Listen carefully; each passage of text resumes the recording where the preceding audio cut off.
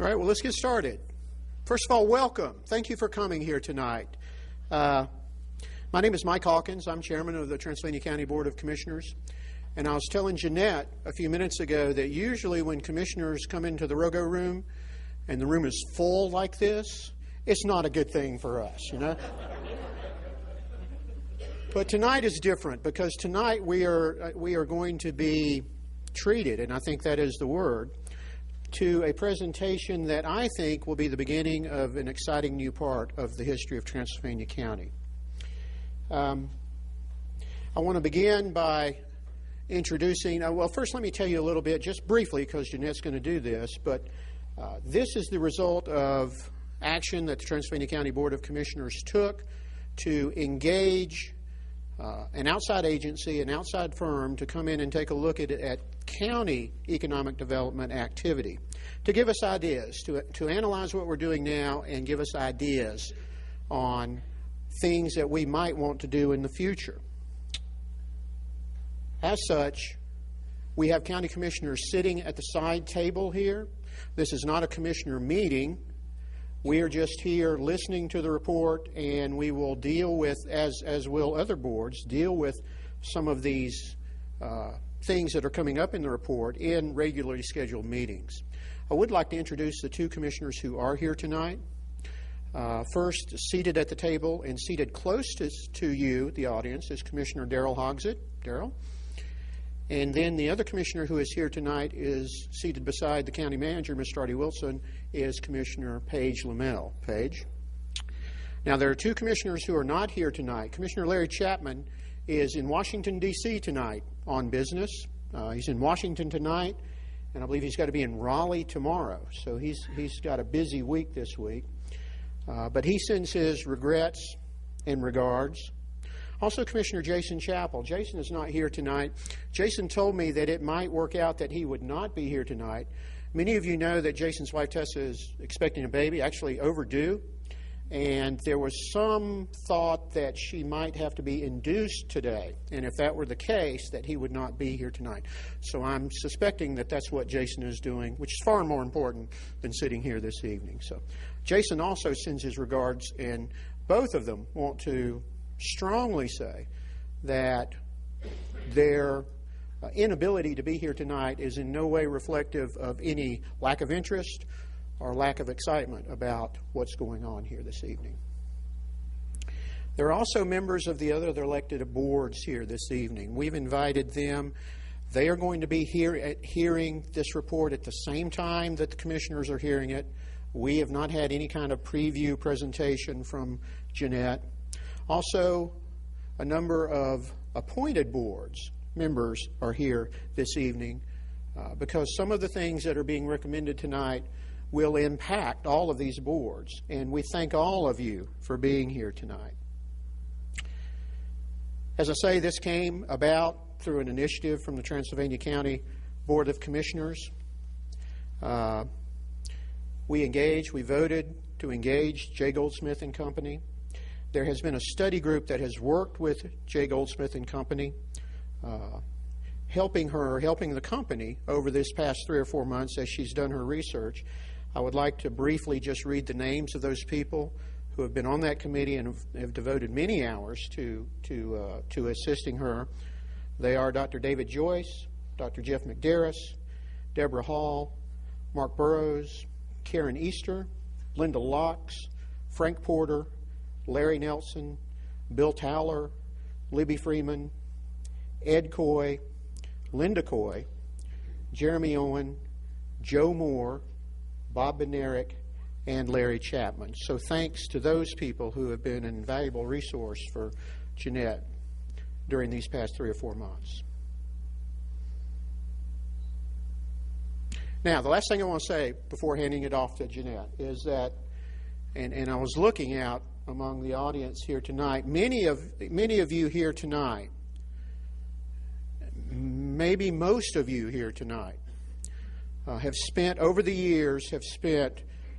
countless hours, hundreds of hours, thousands of hours, volunteer hours, working on behalf of economic development, quality economic development in Transylvania County.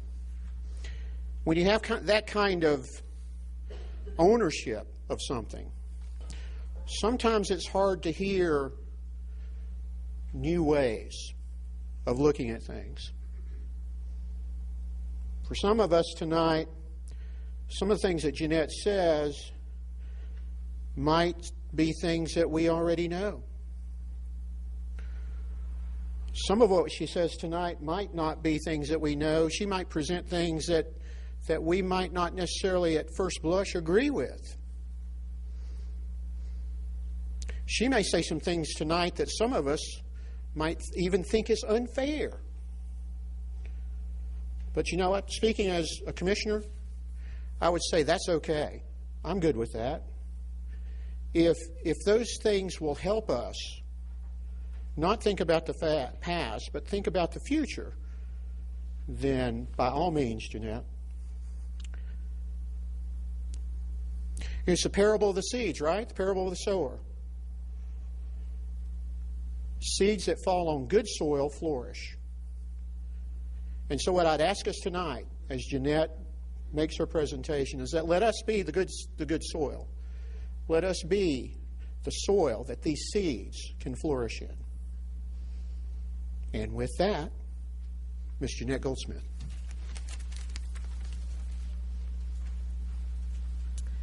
Thank you very much, Mr. Chairman. I appreciate the introduction. Good evening. Thank you all for being here tonight. There are many familiar faces and some new faces, and I think that's fantastic. My name is Jeanette Goldsmith, and I am the president, owner, and chief Sherpa of J. Goldsmith and Company. And I am pleased to be in Transylvania County this evening. I do have a lot of information to cover, so I'm going to move through it fairly quickly. I believe my presentation will take somewhere between an hour and a half to 2 hours, and then we'll have some time for questions and answers. And I think that Chairman Hawkins will be emceeing that portion of the evening. I'm going to start this sort of the overview of my presentation. I'm going to start with an introduction to myself and to the company, and then also give you a little bit of an introduction to the project.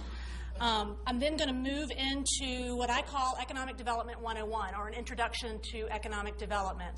I'm sure that many of you have, as Commissioner Hawkins said, participated in economic development in Transylvania County in many ways. I like to go over this part of the presentation so that we all have a common understanding of what economic development is and what it's not. I think it's important to sort of build that foundation, and so I'll spend some time talking about ways in which you can attract capital investment and jobs. I'll also spend some time talking about what communities who are successful in economic development, what are those communities doing to ensure that they're successful. I'll then get into my review of Transylvania County, and this review comes from a couple of different sources. There's some data analysis involved in some of my observations. In addition, there are a number of folks, many of you who are in the room, that I interviewed during this process who provided a lot of valuable insight. And then the last part of my presentation will talk about the recommendations that I'm going to make to this community to move forward in economic development. So with that, let me tell you a little bit about myself. I am J. Goldsmith and Company is a site selection and economic development consulting firm based in Greenville, South Carolina. I have almost 18 years of experience in site selection and economic development consulting. Started my career at Fluor and their Global Location Strategies Group. Spent the last 11 years with McCallum Sweeney Consulting based in Greenville, and launched out on my own a little over a year ago. On my site selection career, I have represented both manufacturing projects as well as office projects. On the manufacturing side, most of my projects are in the advanced materials area, aerospace, automotive, and some in engineering, some chemicals. On the office side, I've done a couple of headquarter projects as well as back office projects and technical service centers. In 18 years, I've represented over $2.5 billion in capital investment and 5,000 new jobs created. But more importantly for you than the investment numbers and the jobs numbers are the numbers of communities that I've seen. I have seen communities in 48 contiguous states. I've seen small rural counties. I've seen large metropolitan counties. And I can tell you from an on-the-ground perspective what's working and what's not. Let's talk a little bit about this project. The Economic Development Task Force was a group of individuals that came together to evaluate the economic development landscape, if you will, in Transylvania County. They came together to try to better understand the existing economic development efforts. And through that process, they hired me, through the assistance of the county, to help them with these objectives that you see here on the slide. The first is to evaluate the economic development landscape in Transylvania County, to increase the level of awareness and understanding of economic development realities, and finally, to make recommendations for a new framework that enables Transylvania County to create high-quality jobs while preserving its unique quality of life. So that was the project, that was the tasks that was sort of assigned to me. To do that, I spent most of the month of December here doing interviews. I interviewed over 70 individuals, both here in Transylvania County as well as across the state and a few out of the state. I've done some data analysis. I spent a day with Mark Burrows doing a windshield tour of Transylvania County. He treated that day as if I was an outside investor looking at this county and showed me parts of the assets and the things in the county that he would have shown had I been representing a prospect. It was a very good day. And then I spent some time formulating some of my findings and some of my recommendations, which I'll present here to you this evening. Before we get started with that, though, as I mentioned, I want to start with an introduction to economic development, what it takes for a community to attract capital investment and create new jobs.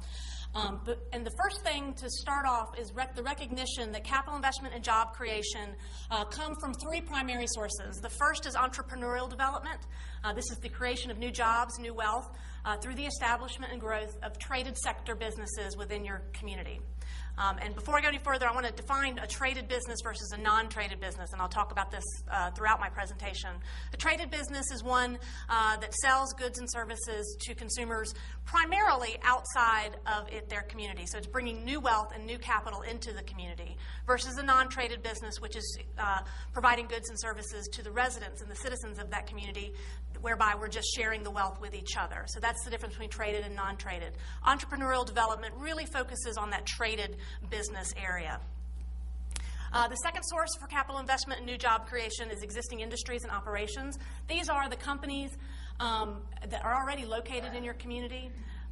Studies have shown that a significant portion of a community's new capital investment comes from companies that are already located in your community.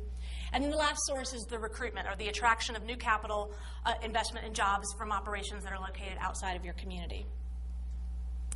The next thing I want to talk about are some of the key fundamentals, and it's very important to know that these fundamentals are going to hold true whether you are working with an entrepreneur, whether you're working with a small business, an existing business, or a new company that is looking to locate in your community. These fundamentals are going to hold true if you're working with a company that wants to create 2 jobs or 200 jobs. You're going to look at this slide, and you're going to look at the list of things on that slide, and you're going to say, those are very simplistic things. Those seem very obvious. Sort of, I call them no-duh type of statements. But the reason I like to go over them at the start of this presentation is because we forget these fundamentals. It's just like playing baseball. You know, we're so concentrated on getting the runner out at first that we forget to keep our eye on the ball. We're so concentrating on hitting that home run, we forget to keep our eye on the ball. Well, when we are working with investors, we forget these fundamentals, and so I'm going to spend a minute going over each one of them. The first is that capital investment is highly competitive. The competition for that investment is intense, and it's more intense than it has ever been. The competition really comes from 2 different places. The first place is locations or geography. All companies, all entrepreneurs, all investors have a choice of where they're going to put that capital investment. I can buy the company in this community to help build my business, or I can buy a company in another community. I can build a new facility in North Carolina, or I can build it in Spain. So there's always geographic competition for new capital investment. The other source of that competition is also just what to do with that capital in general. If we look at Wall Street and the stock market in recent years, Companies have been rewarded for hanging on to their capital, doing nothing with their capital except for stockpiling it. So that's one option. The other option is to buy a plant and to gain new market share. The other option is obviously to invest it and build a new plant. There are a lot of different options for what a company can do with its capital. So it's important to remember that that competition, there's always that competition for capital investment. The other thing about competition is paranoia is a good thing. There is generally going to be somebody out there that's doing the same things that you're doing, but doing it better. And that's going to be a common comment that I'll make throughout the presentation. The second important fundamental, and again, one that seems very simplistic, but important to state, and that is that return on investment is the most important factor. At the end of the day, an investor in your community has to earn a return on that investment. If he or she can't earn that return, they're not going to make the capital investment. So it's important to realize when you're expending your own capital, when you're expending tax dollars, when you're spending your time and your energy, that you try to convince those investors and try to show those investors how they can earn that return on their investment. The third fundamental that I would like to talk about is what I refer to as the economic development time warp. And what I mean by this is that building the foundation for your economic development activities takes a lot of time. It takes patience, it takes capital, and it takes stamina. You build relationships with companies, with individuals, with investors over a long period of time. It's not like if you're the head marketer for Coca-Cola and you can build a relationship with a consumer, and odds are that consumer is going to go out the very next day and purchase a soda, and you just hope that it's Coke. That's not the way it works in economic development marketing. You spend a lot of time and a lot of effort and a lot of energy building a relationship for the hopes that one day, 2 years from now, 10 years from now, that investor is on the verge of making a capital investment decision. The other part of this time warp is that once you're in the site selection process, once that investor has decided that they want to invest their capital and want to invest that capital in Transylvania County, then it's all about speed. And then it's all about how fast you can deliver on promises. It's about how fast you can get that person up and running and doing what it is that they need to do to be making money. So it's a time warp, and it can be a frustrating time warp. The fourth fundamental that I want to talk about is the site with the least risk wins. And this is probably the most simplistic of the statements that are up there and also the most important. One of the things that has occurred, at least in my 15, 18 years of experience doing site selection, is the risk tolerance factor of capital investors is zero. And I give this example a lot. When I first started in the business with Fluor, I worked on the Mercedes-Benz project that ended up in Vance, Alabama. And Mercedes, by the time they called us at Fluor and the time they made a final decision, took 18 months. And they went to the various sites that they considered, North Carolina being one of them, and they asked for sites. And they asked for sites of a certain size, and the states would bring them sites, and they'd be, we really don't like that, go find us another one. And the states would go find another one, and they'd bring them back. And we had all kinds of time to evaluate issues and to look at the risks and to encourage the states and the communities to mitigate those risks. 10 years after that, now 10 years ago, I worked with Nissan in their site selection exercise that landed them in Canton, Mississippi. And from the time Nissan called us at Fluor until the time they made an announcement, we had 5.5 months. So 18 months to 5.5 months to shows you some of the time compression. And what that means is that we had to find the site with the least risk as quickly as possible. We did not have time to ask states and communities to go back and to find us sites, or to work on workforce issues, to work on environmental issues. Those things had to be done. We didn't want to take on any of those risks in our development cycle. So the site with the least risk typically wins, and we'll talk about that some more this evening as well. Okay. This slide is very busy. It's got a lot of different things on it that I'm going to share with you. The slide, typically at Georgia Tech or UNC, the Institutes of Government spend 90 minutes talking about this one slide. I'm not going to do that tonight. I'm going to try not to anyways. But this slide is going to talk about the process. And it's going to talk about the process that the companies are going through on the left-hand side of the slide. And then it's going to talk about what it looks like from your side of the table on the right-hand side. And I'm going to go ahead and bring all of these blocks up because it's easier to talk about it that way. So if you look at the funnel on the left-hand side, we start off with a whole universe of options for our investment.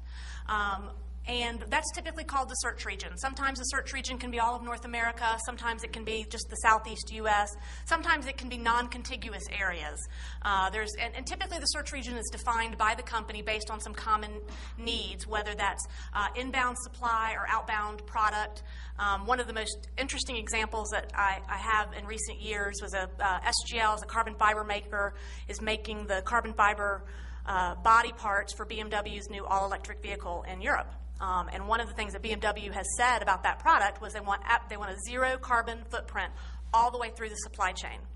And so what SGL told us when they came to us and said we need a new facility is we want a facility on a renewable electric source. And oh, by the way, because we use so much electricity, we'd like to pay less than 3 cents a kilowatt hour. Well, there's only 2 or 3 places in the country that have that type of hydropower at that rate, the Pacific Northwest and around Niagara Falls, Buffalo area of New York. So our search region was defined by renewable electric power at under 3 cents a kilowatt hour. So just use that as an example to say you never really know what is going to define a company's search region. We will then typically, a company, a site consultant, whomever you might be working with, will typically take that search region and screen it based on some key criteria for the company. And then once that screening is done, you come out with your areas of interest. Now, those criteria are typically very objective criteria, things that you have almost no control over. We need to be 2 miles from an interstate. We need to be in a population center of 100,000 people. And so those are things that they'll screen the search region on to try to find the most optimal locations, and things that you don't have a lot of control on, the very objective factors. Once those areas of interest are defined, typically a request for proposal will be sent out to those areas asking for specific site and building product that they might need, 15,000 square feet, 30-foot clear height, 10 acres with water and sewer, whatever the criteria are, those will be sent out. They'll come back in, the valuation will get you down to a list of candidate communities. Just as an example, if there was such a thing, a typical project, we might see 60 to 80 site proposals that we then will look to get to about 10 to 12 candidate communities. So you can see at that level, it's a very harsh cut that gets from 60 to 80 to about 15. We then go out to do site visits in those candidate communities. We do a lot of what we call technical attractiveness evaluations, cost evaluations, to get down to a smaller list that will then receive incentive requests for proposals, and then we'll come out with our finalist locations. So I mentioned at the top of the funnel that most of the criteria that you're being screened on are geographical factors, objective factors you have very little control on. The next cut is whether or not you meet the minimum criteria. Do you have the site or the building product that we need for this particular investment? And again, you have some control there. You have a little bit more control there than you did in the first step. And then at the third part of the evaluation is really where you have the most control, and that's when you get evaluated on the technical attractiveness factors. Technical attractiveness factors tend to be things that are more subjective, more qualitative, things like quality of life, education, workforce quality, those sorts of things. You finally get evaluated based on financial and some other subjective factors.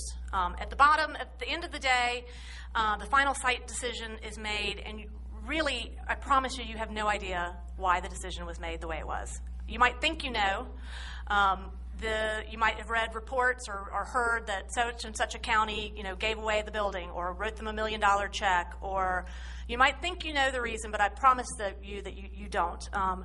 Lots of things will go into that decision, and even as a site selection consultant, I might not know the answer at the end of the day about why a company has selected a certain location. It's all based on internal, subjective factors.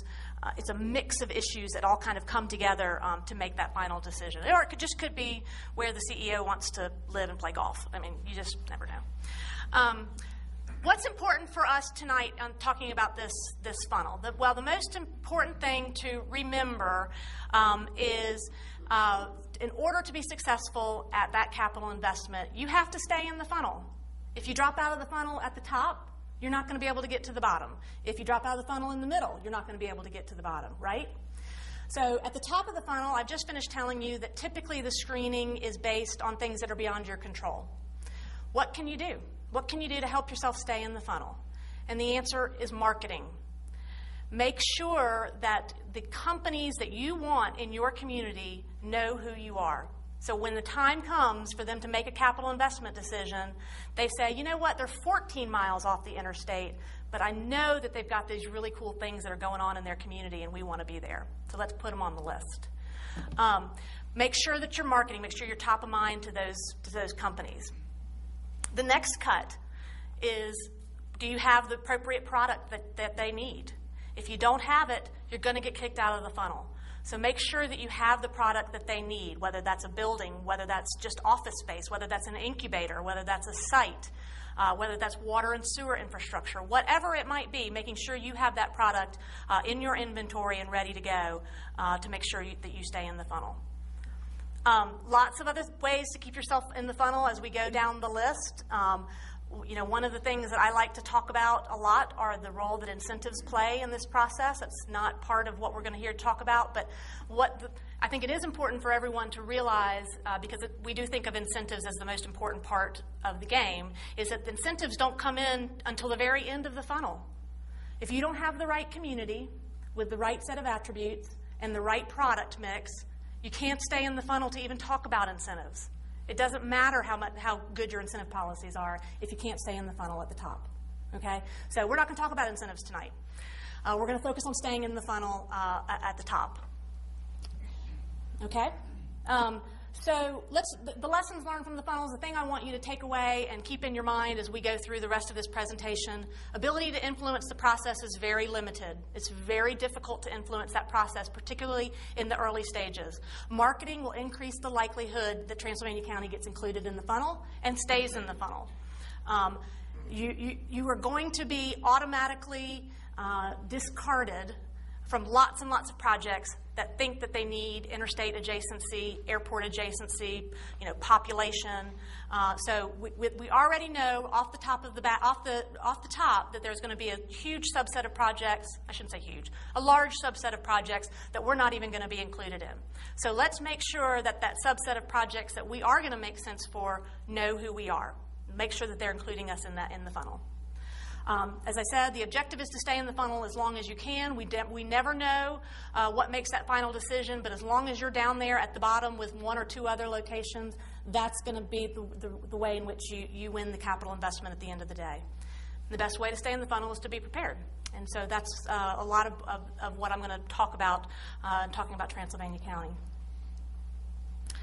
Okay, now so a very, very quick overview of site selection and the process that companies will go through when they're making capital investments. And as I said, and it's worth reiterating, that process is true in some way, shape, or form, whether it's an existing company that's already in your community and considering making a capital investment. They may not have yet identified what their other alternatives are, but I promise you that they're thinking about what those alternatives are. It could be a new company, or it could be an entrepreneur. It could be an investor who's thinking of doing some sort of investment in this community. That process is generally the same.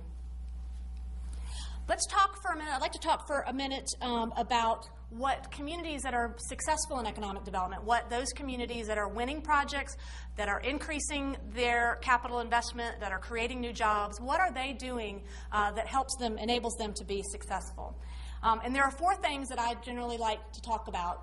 I have young children at home, so you're going to find that I like to number things and then remind you of the numbers a lot, because that's what I do at home. So there are four things that I like to talk about when I talk about successful communities. And the first is your economic development house in order? Do you have a clearly defined vision for your future? Are you communicating effectively and consistently what that vision is to your target audiences? And are you constantly developing and improving products? So let's talk about these one at a time. Is your economic development house in order? What do I mean by that? Your economic development house has to be a strong fundamental base from which all of your other economic development activities occur. And what drives that is a strong strategic plan. And when I'm out there searching for communities for my private sector clients, I don't ask to see a strategic plan. I don't ask the communities to produce their strategic plan. But I can promise you that I know when they have one. I can tell when they have a strategic plan that they're using and working with every day. That strategic plan needs to have a good knowledge of the community's strengths and weaknesses, and then a plan of action that's going to play to the strengths and mitigate the weaknesses. It's basic, strategy 101. Playing to the strengths is obviously important for the marketing component, but mitigating the weaknesses is also extremely important. And we're going to talk a lot about target marketing a little bit later on, but when you start to look at what your target audiences are and your target industries are, understanding what you don't have for those companies or those industries is just as important as understanding what you do have, because you got to fix what you don't have. And that's where the product development piece comes in, fixing what you don't have and what you need. When we talk about economic development, I have a fairly big tent definition of economic development. So a lot of people think it's just recruitment. A lot of people think it's just recruitment and expansion of existing industries. I tend to believe that it's more than that. It encompasses a lot of different things. Starting with recruitment, existing industries, small business development, and entrepreneurial development. Again, two separate things. Talk a bit about that in a minute. Workforce development, but not the whole umbrella of workforce development, and I'll talk about that in a minute. And then culture creation. This is my approach to economic development. This is my recommended approach to economic development. When I'm doing a community's assessment, I look at a community's ability to touch on all of these areas in economic development, the 6 items that I just mentioned, but more importantly, the big circle in the middle, and that's the vision. What is the vision? And do all of these elements have some tie into that vision? Are they all trying to work towards that same vision? We talked about traded and non-traded businesses already. Both of those are important. The non-traded businesses in this community are probably even more important than they are in other communities, because this community, one of your key target industries is tourism. And tourism really does bring outside wealth that is spent in some of these non-traded businesses. Target industries, I believe very, very strongly in targeting. You cannot be all things to all people. You just don't have that much money. You don't have those resources. You don't have that kind of time. And so you really do have to focus on some target operations or target businesses. That does not, however, mean that you're not influenced by other things. I like politics, who say you should focus on other items, or this particular item or that particular item. I recognize that those can sometimes impact your economic development house. And then, of course, there are unforeseen opportunities. And what I mean by that is just because you are out there targeting very heavily to tourism or outdoor recreation doesn't mean that you're not going to also get opportunities in other industries. It doesn't mean that you close the door to those opportunities. You work on those opportunities just as hard as you do the ones that you target. It just means that your approach there is one that's more reactive than proactive. I am going to just touch on these slides quickly. I don't want to spend a lot of time on them, but recruitment, again, that's capital investment in jobs from outside of your community. As I just mentioned, there's 2 approaches. One is reactive, and that's just waiting to see the opportunities that come to you and then reacting to those with information and a sales pitch. And the other is proactive, and that's going out and getting the opportunities that you want. Obviously, based on your newfound understanding of the funnel, you know that reactive is not going to be the most effective policy for you, because if you just wait until those companies come to you, the number of opportunities that you're going to have is going to be very limited by those things that we discussed in the funnel. This is a highly competitive environment. 20 years ago, there were so many communities that just didn't focus on recruitment, just didn't believe that they were in that ball game. Now, there's probably not a community out there that doesn't try to play in this ball game. It's an extremely competitive environment. Existing business, I don't know where these statistics come from, but I like to restate them because they sound good. 60 to 70% of a community's new capital investment comes from companies already located in their community. I've also heard the statistics quoted as high as 80%, and I think that you find that this is true. If you're creating new jobs and new capital investment, it's more likely than not that that's coming from your existing companies.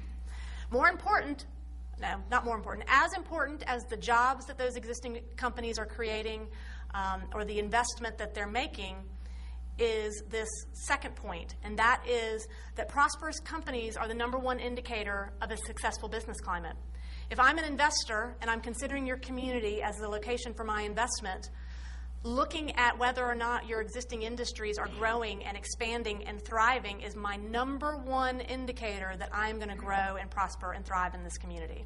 So is the old adage, if mama ain't happy, ain't nobody happy. Making sure your existing companies and your existing businesses are getting the support that they need and are able to thrive and do business in this community is extremely important. Entrepreneurial development, we talked about this. This is the establishment and growth of traded businesses typically require very sophisticated technical and financial assistance. Small businesses, also very important in that they create new jobs and wealth, typically through the growth of non-traded businesses, but not always. They're more focused on services than goods, and they typically are able to access more traditional technical and financial assistance, such as traditional bank lending or SBA lending. Workforce development and education. So I'm not proposing that an approach to economic development needs to take on the whole of the education institution as its own concern, as its own issue. I do, however, think it's important for workforce development to focus on those areas that that most clearly intersect with economic development. And what is that going to be? That's going to be technical training programs. That's going to be 2+2 programs, internships, apprenticeships. Those areas in your education system where you're most likely going to find opportunities for economic development and workforce development to work together. Skills enhancement and upgrades, technical training through community colleges or technical colleges and through higher education institutions are also very important. And then creative culture creation. These are efforts that focus on establishing and enhancing the collection of assets that create an excellent quality of place. These are the things that make people, when they come to the community, looking at the community for their future investment, say, this is really a place that I could live. This is a place where I can create the type of quality of life that I want to create. But it takes work. It doesn't just happen. Yes, the mountains happen, the rivers happen, but taking those assets and turning them into assets, quality of place assets that people want to be a part of their lives and want to establish roots in is something that's different. And we'll talk about that as well. And then the most important piece of the Economic Development House is the vision and the leadership and accountability. It's the glue that binds the other pieces together. You have to have a vision that drives the activities of people and organizations that are focused on the other pieces of the puzzle. You have to have strong leadership that supports that vision, and then you have to have accountability to make sure that, hey, I'm counting on this other guy to be working on workforce development. How do I know that this other person is doing what they need to be doing that's going to make my piece of the economic development puzzle successful? So having that accountability is also very important. So that's the first of the 4 characteristics of successful communities. The second is having a clearly defined vision for your future. More colloquially, I like to say, do you know what you want to be when you grow up? What are your target industries? What are your target audience? Who are your target audiences? I believe very strongly in targeting. I think it's an incredibly important piece of an economic development strategy. Again, can't be all things to all people. Don't have the resources to really try. And so you really have to focus your efforts on specific audiences or specific industries or companies that you want to have in your community. And then do you know how to get there? So you've identified those industries or those companies or those audiences. Do you know what they need so that when they come to your community, they can grow and thrive? Do you have the appropriate site and building products? Do you have the appropriate assets or the appropriate incentives in your community to help convince that those audiences and industries that Transylvania County is the place they need to be? The third characteristic is communication.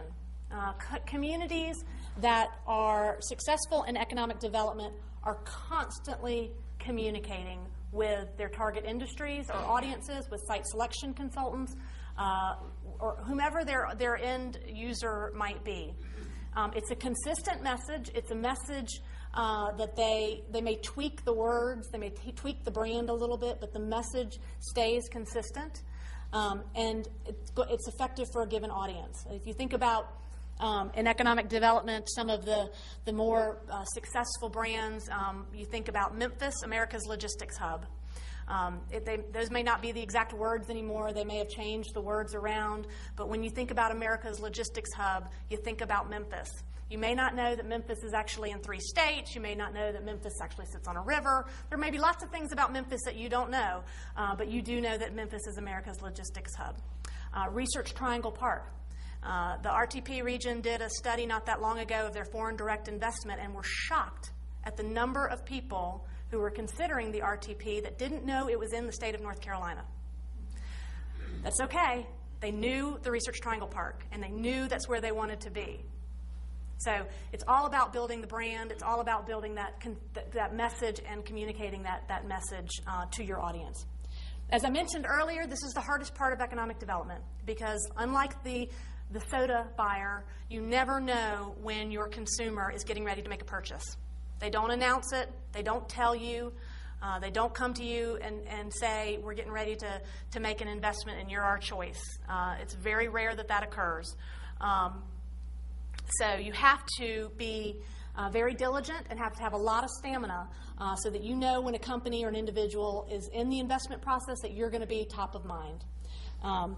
A friend of mine in the business likes to say economic development is a marathon, not a sprint, and that is true when it comes to marketing. Paybacks are not immediate. That's particularly hard when you are making those investments in a marketing campaign year after year, and you go year after year, and maybe in the first 2 or 3 years you don't come back with a project. Go to a trade show, don't come back with a project. Go to a community, don't come back with an investor. But in the 4th year you do, and so it's just important to remember that to have that stamina and to have to stick with those investments. This slide just shows marketing tactics, and I think that this is relevant. This is in order of importance, according to Jeanette Goldsmith. In today's market, if I only had $1 to spend on marketing, I would spend it on a website. And the reason for that is simple. My number one competition on the site selection side of the house is not Cushman Wakefield, it's not Fluor, it's Google. More often than not, when a company or an investor is looking for a place to make their investments, the first place they go is the internet. And you have to make sure that they find you. They have to find you first, or at least in the top 10, right? That's the world that we live and breathe in now is the top 10 responses on Google. You have to make sure that you're in there. Having a good quality website and social media strategy is one of the ways to help you do that. My second $1 would be spent on face-to-face meetings with target companies or target audiences or thought leaders, site selection consultants, whatever it might be, going to them and sitting down with them. Because again, if you remember my funnel, at the top of the funnel, the only way you're going to stay in is if you're top of mind, if they know who you are. And so I make this joke all the time, and I'm going to make it at Mark Burrows' expense tonight. Mark Burrows has got to go see Company A every single year, year in and year out. And that guy goes, it's not Mark Burrows again, not from Transylvania County. I just saw him just a couple months ago. I can't believe he's back bugging me again. But I tell you what, when that company has a capital investment decision to make, they're going to be like, what was that guy's name from Transylvania County who always bugged me year in and year out? Oh, yes. And they'll call him up. So it's very, very important to sit down with those target audiences and with those target companies and make sure that you're staying top of mind to them. Third is trade shows. That's a good way to hit a lot of different companies and a lot of different opinion makers and thought leaders at the same time. Fourth is direct mail. This is really direct email nowadays. And fifth is advertisements. My apologies to the folks in print media in the room, but that is my fifth choice. Okay, so that is the third characteristic. And then the fourth characteristic of successful communities, the last one, is are you investing in your products? And now I'm going to talk a little bit about what I mean here. We talk a little bit about the difference between having an asset and having a product. This is for you business majors in the room. This goes back to your very first business or marketing 101 class. An asset is having the mountains or the rivers. The asset is having land. It's having infrastructure. Product is actually putting those assets together or developing those assets in a responsible way that encourages people to take advantage or to enjoy those assets. That could be building a workforce. It could be creating a business park. It could be creating specific activities or destinations around your natural resources. But there's a difference between assets and products, and what I'm talking about here is product development. One of the most important, I'll talk a little bit more specifically about sites because that's an important one in economic development, but product development requires public investment. And then that's the bottom line of that is that there has got to be a public investment component in creating product. Let's talk about sites. Let's go back to the fundamentals that we went over, the schedule issue and the risk issue. If you don't have a site that's going to meet the company's requirements, the likelihood that you're actually going to be selected is none. But if it presents risks, if I don't know how long it's going to take to get water and sewer to that site, if I don't know how long it's going to take me to build my building or to retrofit the building, all of those things present risks, and risks are, as I said, unacceptable in today's investment marketplace. You have to get that risk level as close to zero as you possibly can. One of my colleagues in the business likes to always say, dirt won't do. If you have a prospect that's standing in the middle of your site and asks you where the site is, you don't have a site. It should be very clearly defined to an individual who sees it that this is the site that you're trying to market to me, or the building, or whatever it might be. So what do you need? You need sites that are ready to go. And there's lots of clever terminology in the industry. There are certified sites, there are shovel-ready sites, there are job-ready sites. They all generally have the same definition. And that definition has three different components. The first is that it's available. It really has to be for sale.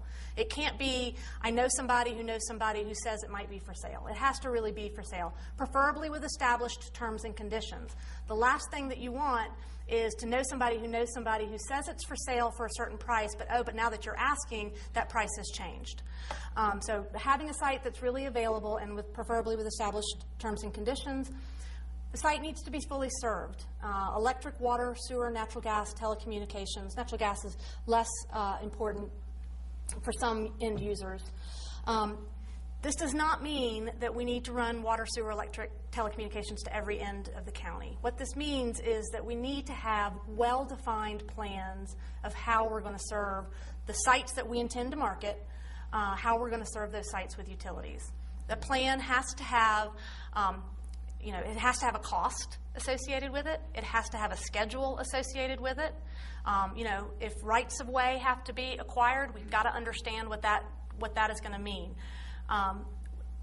Again, not having that information pulled together, not having that information down on paper is a risk, and risks are unacceptable. Y'all get the hang of this in a minute. I feel certain, but.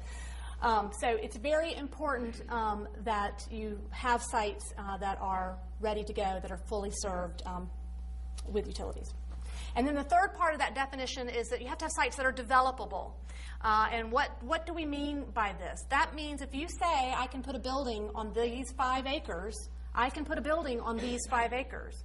I don't also have to put stormwater retention on the same 5 acres. I get to do that someplace else. Or I don't have to mitigate wetlands or floodplain or anything else on these 5 acres. I actually get to put a building on these 5 acres. And so it's very important that you have done the due diligence and the homework to know what your property, what you can and can't do on that piece of property ahead of time.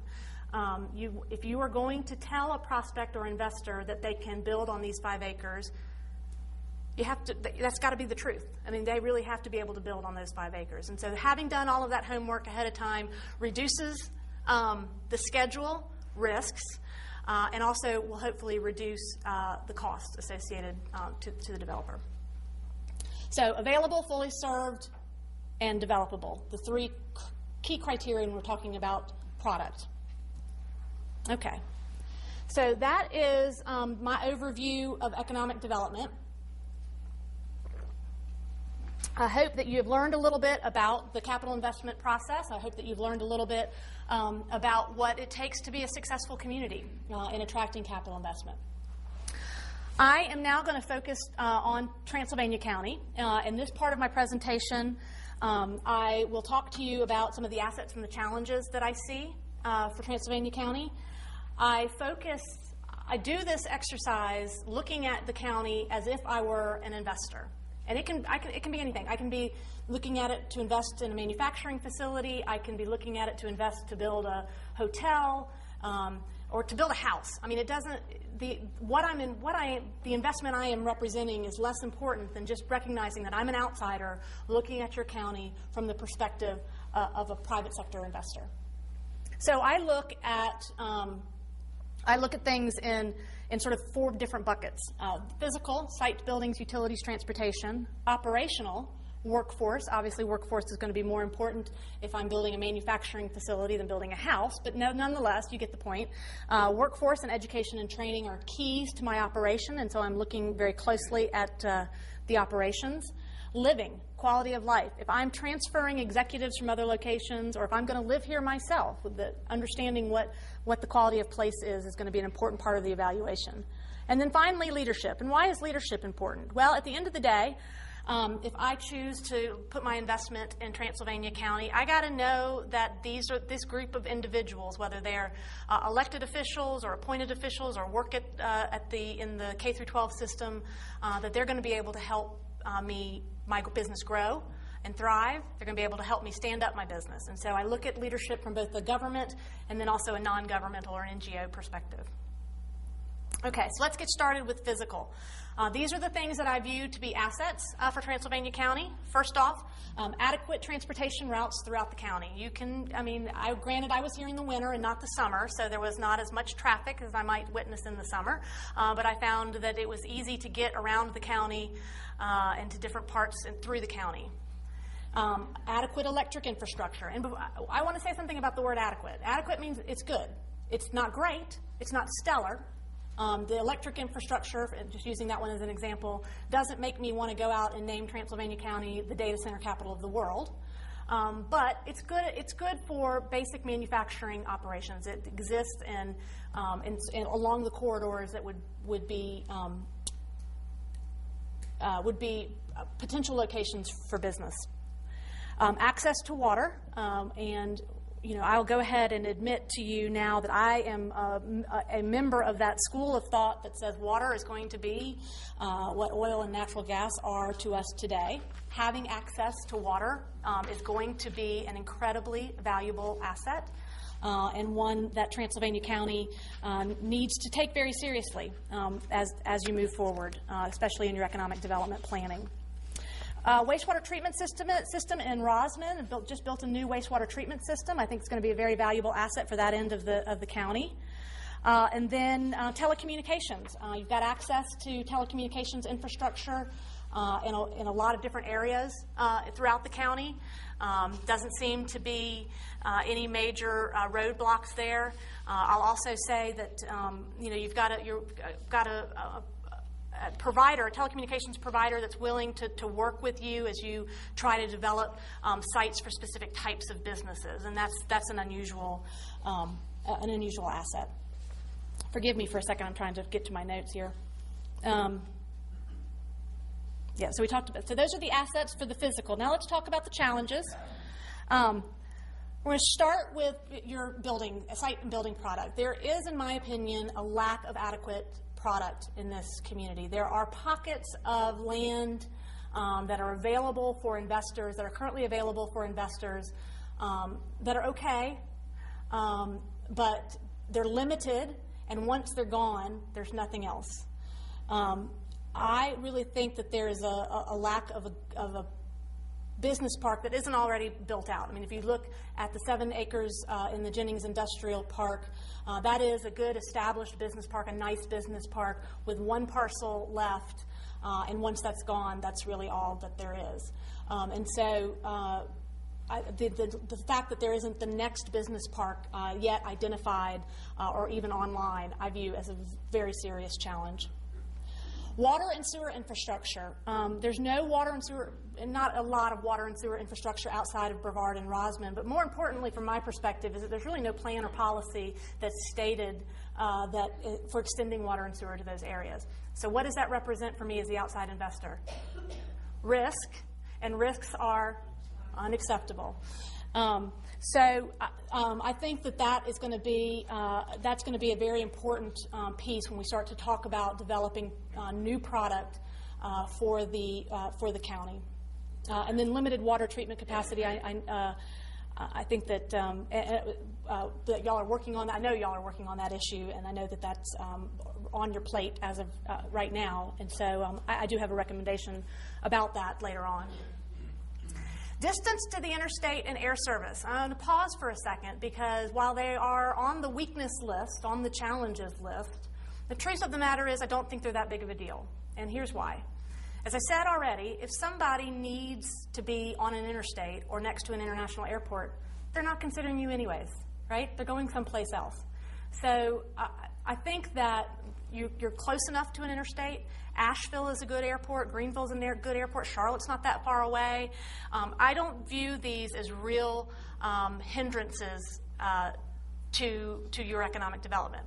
Does it limit the opportunities that you're going to see? Of course it does. It's absolutely going to limit the companies that are going to look at you or the investors that are going to look at you. But that's just the way it is. That's just a fact of life. And so I don't think these are going to be deal-killing weaknesses or hindrances. And then the last one there on the list is telecommunications, and this is primarily from a cell coverage service. It's not ubiquitous throughout the county yet, and something I think will be rectified over time. So let me see. I'm sorry, guys. Back on the water and wastewater issue, something I want to stress is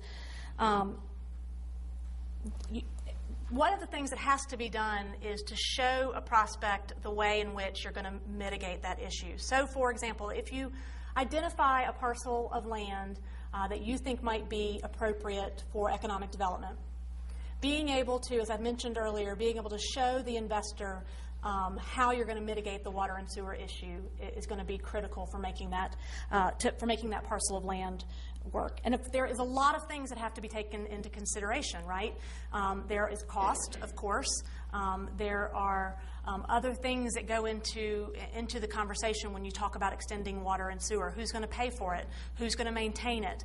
There are a lot of things that go into that conversation, and I recognize that. So I don't want anyone to think that I am skipping over or skimming over a very important issue.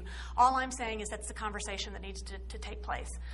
That having the conversation about how water and sewer infrastructure is going to be extended to our economic development sites is an important conversation for everybody to be having. All right, so that's physical. Let's talk about operational.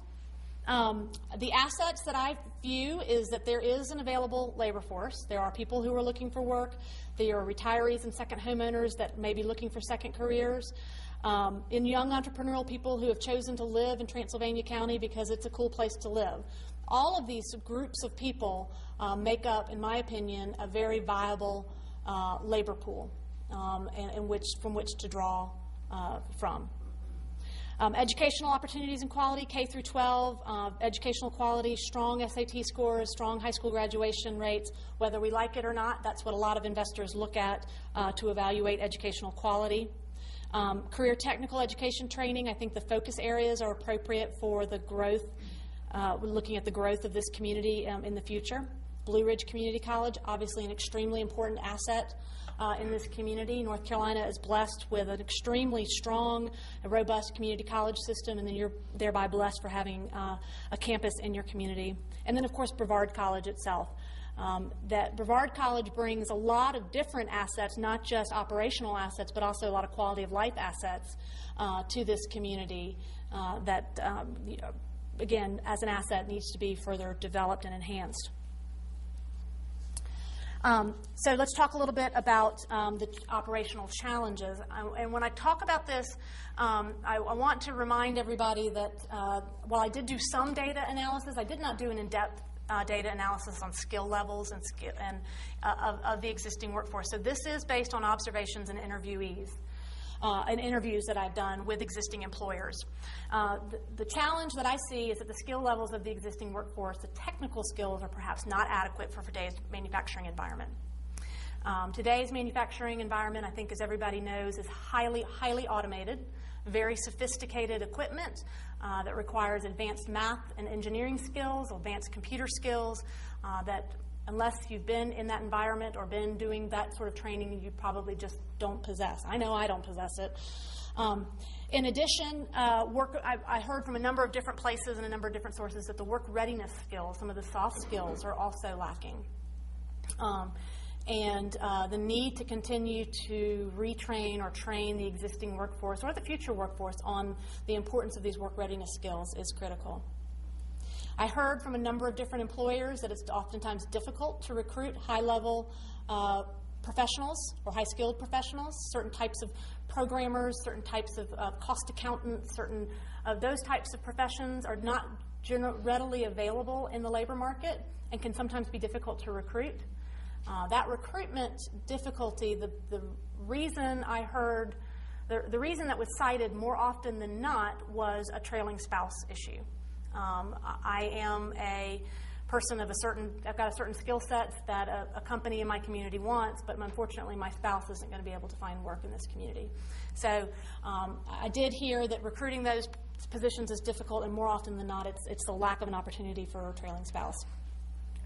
And there are challenges in the K-12 system, not anything that should be a surprise to anyone in this room, and that is aging facilities and declining stagnant enrollment. Again, the most often looked at statistic for educational quality is SAT scores and graduation rates, and I could debate that for days, but we won't do that.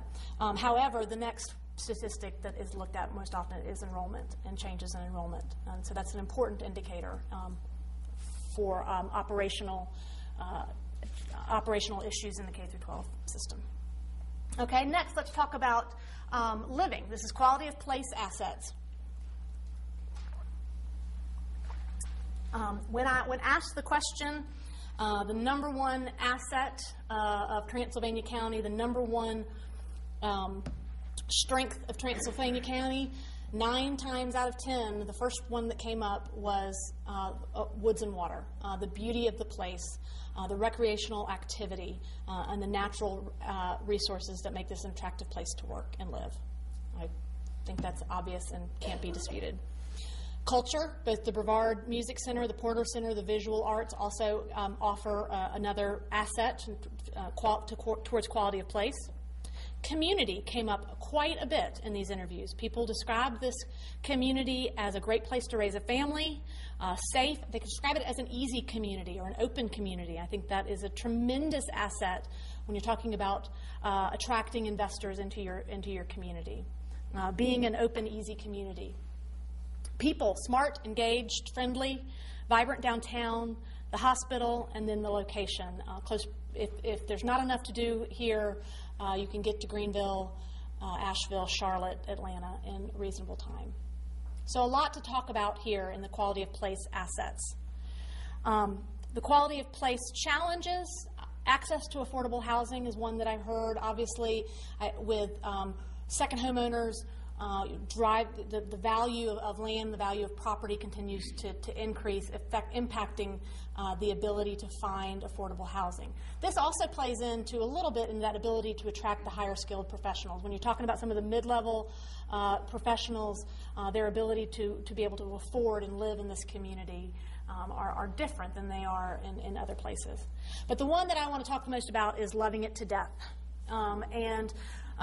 Woods and water, again, the number one asset 9 times out of 10 when asked about the strength of this community, need to make sure that we are doing what we can do to protect those assets. There is a little bit of a false assumption that just because those assets are owned by the federal government or the state government, they are therefore protected. And this is not true. And this is a dangerous assumption to make. So I think it's very important that this community recognize that they have to continue to advocate for ways in which to protect and take care of those assets. So, not my area of expertise, not the purview of this study, but very important to mention nonetheless. Okay, let's talk about leadership assets. The first one I've got to mention is the people. Talented, dedicated, intelligent people in all levels of government and non-governmental organizations. Obviously, people who are very compassionate and passionate about the place in which they live.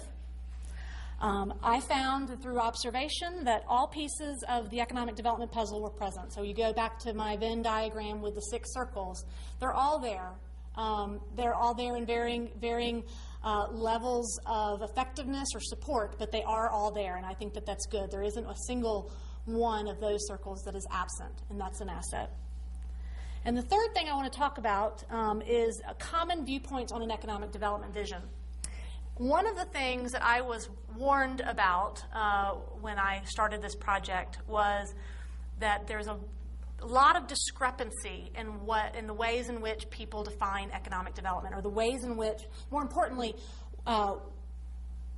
what they hope to see, or what they hope the result is of an economic development program. That there are people on one extreme that want huge smokestack industries that are going to come and create thousands and thousands of jobs, and then there are people on the other extreme that just want to close the gates and hope that we find the fountain of youth. The truth is, I didn't find the extremes. Now, maybe I only interviewed 70 people, so that's not everybody. I recognize that. And so maybe those extremes exist.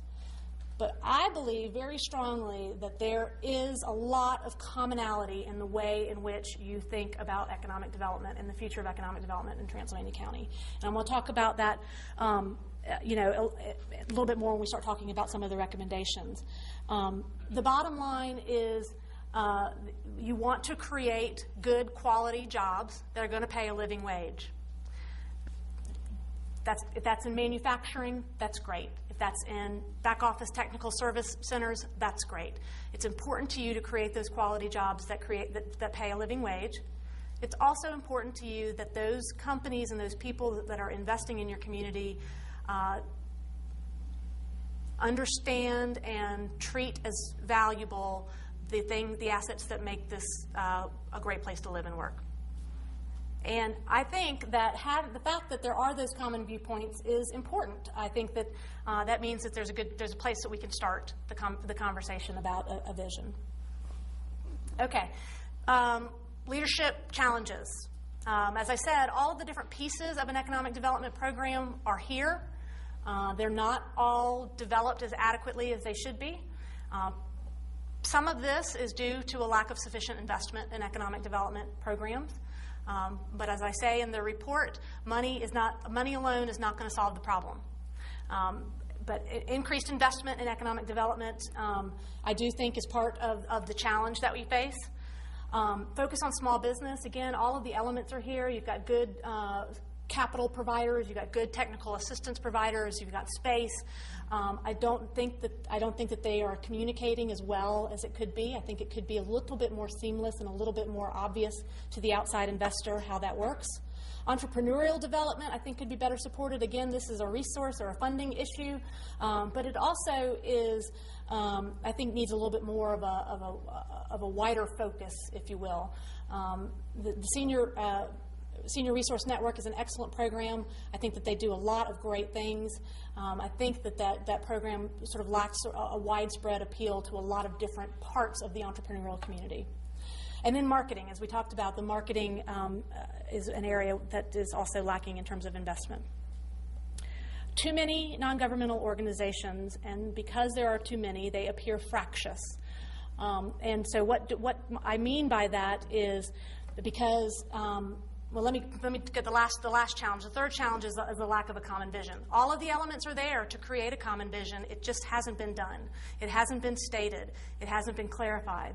And so what happens is you've got no common vision, and you've got 6 or 7 different organizations all working on economic development, none of them exactly sure what the vision is, and so they seem to be doing wildly different things and going in a lot of different directions. Having a common vision will help to eliminate some of that fractionality, I believe. but also having a fewer organizations will also help to eliminate some of that fractiousness. Okay? Now, no presentation of strengths and weaknesses would be complete without the all-important other category. This is the bucket that I use for everything else that I couldn't find a place to put. Let's talk about some of the assets in the other bucket. Strong social service network in this community. I was constantly amazed by the amount of giving, the amount of compassion, the amount of charity in this community. I think that works well together, also to your benefit. Summer camp industry, incredibly important industry, one that needs to be continue to be supported. I'm not just saying that because I'm a product of a summer camp here in Transylvania County.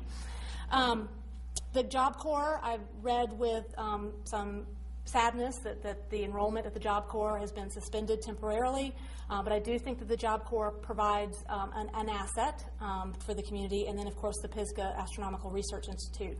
All of these things, summer camps, Schenck, Perry, I think that they're important assets, and assets that need to continue to be focused on when trying to put together an economic development strategy, and an important part of those strategies. The amount of additional leverage that can be gained from any one of those three, I think, is somewhat limited. I'm not going to say there's no potential. There's certainly always potential. But I do think that there's just maybe a little bit more leverage to be gained from any one of those. Let's talk about some of the challenges in the other bucket. The first one is that government is not business friendly. Now, the topic of regulations and how much regulation is needed, or how little regulation is good, is not part of it's not what I was asked to focus on. I was not asked to study the regulations that govern development in Transylvania County and comment on them. However, when asked what the number one deterrent is for business development or economic development in Transylvania County, about 40 to 50% of the time, regulation was mentioned as the number one deterrent. So I can't not say something about it, right? The first thing I want to say about regulation is that there's a lot of confusion. I got a lot of people who said regulation was the number one deterrent to economic development in Transylvania County, and when I asked them to elaborate on that, the answer was, well, I don't really know. I don't really have any experience with it. I've just been told. Okay? So for those of you who've already heard me make this presentation several times, you've heard me refer to what I call the negative feedback loop. When it comes to regulations in this county, the negative feedback loop is spinning fast and furious, and it has to stop. Somebody has got to sit down and say, let's talk about what regulations exist in the city and in this county, and what we have control over and what we don't. Once I got through the I don't really know, I just heard it was tough, and I had lots of people that I interviewed that had experience with them, and typically their experience with regulations came from either the city's Uniform Development Ordinance, county codes, county code enforcement, or building codes. Now, building codes we can go ahead and take off the table because we've got that's Raleigh's problem, not our problem, right? So let's talk about the other three. When asked those individuals who said that they had issues with county code, UDO, or county code enforcement, I asked again more specifically, what was the issue? And the common responses there were, first, cost. We talk about that all day. Most developers are going to say that regulation adds cost to their cost of doing business, and sometimes it adds a lot of cost and sometimes it adds a little bit of cost. The second was that the regulations themselves are truly tougher than necessary. And again, that's not my area of expertise, not what I was asked to do, so I can't really comment on whether or not there are regulations on the books that are truly tougher than necessary. But that, to me, has some legitimacy. I think that that particular issue has some legitimacy. But the third one, and the one that I'm most concerned about, is the implementation.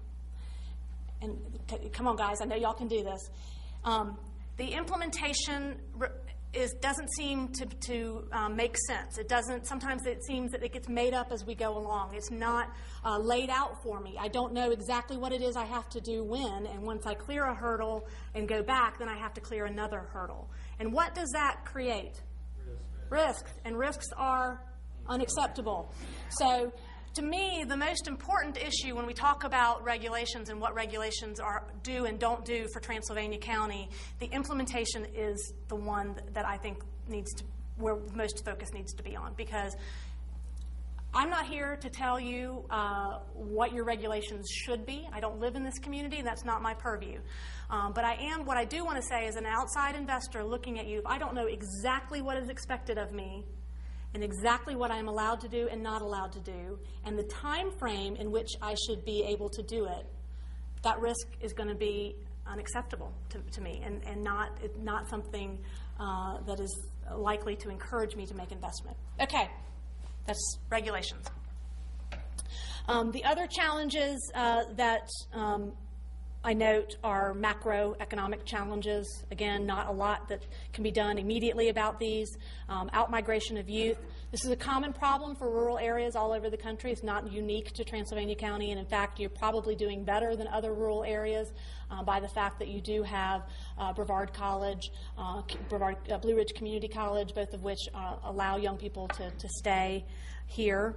And then the other one is social and financial pressures that will result with the increase in the median age. Median age is already high and getting higher, and that's just going to continue to impact both your financial resources as well as your social resources. Okay. Those are the assets and challenges that I have found from my efforts here. I'm going to now do a quick few slides on my overall findings. I take all of those assets and challenges and I kind of put them back into my findings. And the way in which I do this is to go back to my characteristics of successful communities. Because ultimately what we want to be, right, is a successful community. We want to be one of those communities that Jeanette Goldsmith talks about when she goes to other places. So remember those findings there were 4 of them. Is your economic development house in order? Do you have a clearly defined vision? Do you communicate effectively? And are you constantly developing and improving products? And we'll start with your economic development house. On the positive side, again, I've already said this, all of the elements are in place: recruiting existing business, small businesses, great partnerships at the regional and state level. My interviews at Advantage West and Department of Commerce and some other regional organizations, they all know who you are. They all know what you're doing. They all have positive things to say about Transylvania County. There are some key local partnerships that are missing. Specifically, I'd like to see a little bit more interaction between economic development and Blue Ridge Community College. Blue Ridge Community College playing more of a role in economic development. Existing organizations, there's a strong belief that the organizations themselves are not effective and that they're not working together effectively. That creates some of that fractiousness that I saw and that I witnessed. In addition, there's some mission overlap. You guys are too small to have multiple organizations doing the same thing. There's just not enough resources and there's not enough time and energy to go around to have 3, 4, 5, 6 organizations all doing the same thing. I want to talk about the business BRE. What does that mean? Business retention and expansion. To me, a BRE program has some specific elements. It has a survey instrument. It has a database that collects the data from that survey instrument. Typically, it uses volunteers to go out and talk to the existing businesses and ask the questions on the questionnaire. And I think Transylvania County is a great place to do a volunteer-based BRE program. And then those responses to the questionnaire come back and get entered in the database. And what you're trying to do here is say, business X, Y, and Z have complained about water the last 3 times I interviewed them. And then this year I noticed that businesses A, B, and C are complaining about it too. Maybe I need to go do something about that. And so it is a very deliberate, survey-driven, data-driven program that focuses on your existing businesses. So I said this already, small business programs are not seamless, and again, additional entrepreneurial development resources are necessary. Okay, so that's the Economic Development House. Common vision. I am trying to hurry up a little bit, but so I apologize. Common vision. Positives, as I said already, I heard a lot of commonality in what we want to accomplish with an economic development. Growth that brings higher paying jobs, companies that are good for our quality of place, opportunities that would allow our children to be employed here. There are realistic expectations on the sizes and types of companies that would be attracted here. They're going, people they understand that the type of company that's going to be attracted to Transylvania County isn't going to employ 2,000 people. It's going to employ 30 to 50 people. They're going to be smaller companies. We're going to we have a lot of them, but that's about the size of company that our workforce and our community can support. And I think people, for the most part, understand that and agree with that. Again, I only interviewed 70, but those folks certainly believe that. On the negative side, I heard a lot of generalities about what our target industries should be. This, of course, is outside of the economic development organizations. These are people that aren't involved in economic development day in and day out. They had some general knowledge of the target industries, but not very well defined, and not necessarily so well defined that they could see some strategic action that occurs on a daily basis for those target industries. And there is still a little bit of a belief out there that economic development strategy has to be either or. We can either be a tourism retirement community or we can be a manufacturing community, but we can't be both. And that's not true. That is not at all true. You have enough room to support both industries. And creating a diversified economy is more important now than ever before. So I don't ascribe to the either-or philosophy of economic development, and I hope that one of the things that comes about as a result of this conversation is that the notion that economic development has to be either-or goes away. Communicating effectively and consistently. On the positive side, I've got to give kudos to the tourism-related advertising. I think it is very strong. I think Land of Waterfalls has a very strong brand out there, some brand recognition, and I think that's positive. On the negative side, no consistent external marketing, too many websites. If you type in Brevard, North Carolina, you get 5 or 6 different choices, none of which leads you to the current economic development website, which is actually Transylvania County. So there's too many websites, too much confusion out there, and no social media presence. Social media is a difficult animal. I'm not going to spend a lot of time talking about social media, but the purpose of engaging in a community-wide social media strategy is to drive people to your website. That's all it's about.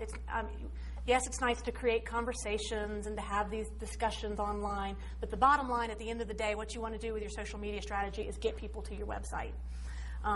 It's also, social media is very easy to be hijacked, and so it requires constant attention. It requires somebody who's dedicated to keeping up with it and taking care of it.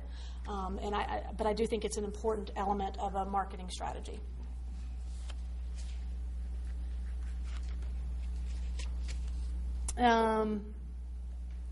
Okay, we talked a little bit about brands already. I talked about Memphis and RTP. One of the things I want to mention is that for a longest time, the sort of theory in economic development marketing was you couldn't mix a tourism brand with a business brand.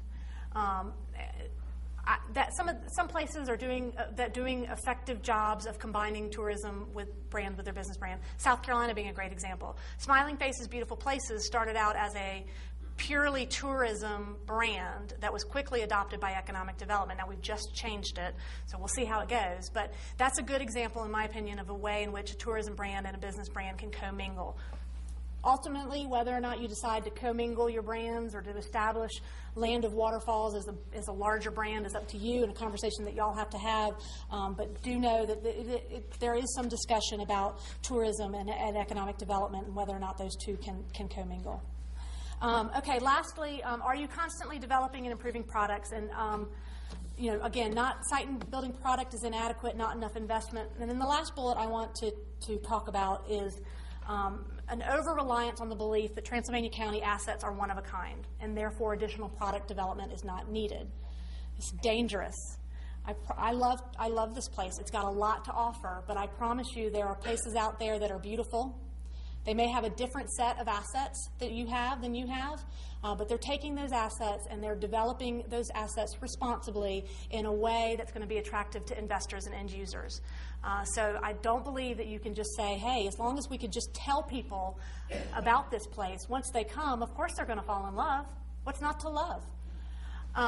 There's an over-reliance on that belief, and I think that that's a dangerous one, and one that we need to make sure that we work to fix.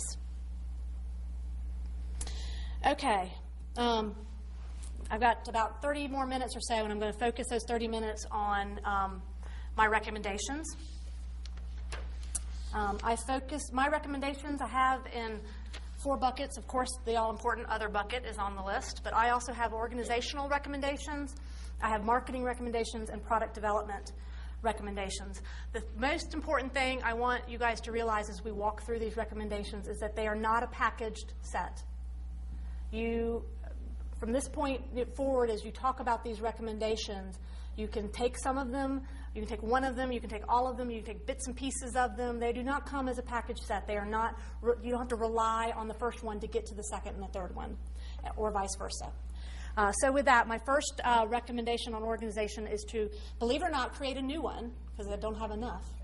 Create a new public-private economic development organizations, but then I would merge the following organizations under that new EDO. And I'm going to use the abbreviation EDO a lot, not to be confused with UDO, Economic Development Organization. You can read the list there for yourselves. The Transylvania County Office of Planning and Economic Development, the Partnership, Economic Development Advisory Board, the Chamber of Commerce, Tourism Development Authority, and Heart of Brevard. My rationale is threefold. First, I believe that having these organizations under one umbrella allows you to leverage public sector funding with private sector investments. Economic development, as I said many times throughout this presentation, lacks adequate investment. And one of the ways to increase that investment is to pool our resources. And we pull our public sector resources and our private sector resources, and I believe strongly that we can have a much better bang for our buck. You're going to merge duplicative efforts and reduce the number of organizations that are involved in economic development. And if you're a member of 2 or 3 of the boards of those organizations, you will thank me later, I believe, maybe. But to basically reduce the number of those organizations. And then the third rationale is to allow for a sharper focus on a common vision. Again, as I mentioned, part of the reason that the organizations feel fractious or seem to be fractious is because they lack that common vision. You go back to my Venn diagram, and I said the most important circle on that whole diagram was the vision circle. And having that common vision that unites all of the different efforts is incredibly important. So those are the 3 rationales. Mission, I put this up here as just a placeholder. I don't want the mission of the organization to be something that Jeanette Goldsmith created. I want it to be something that the community creates, but I believe that this organization should have a 2-pronged mission. The first is to create, retain, and attract quality jobs for Transylvania County.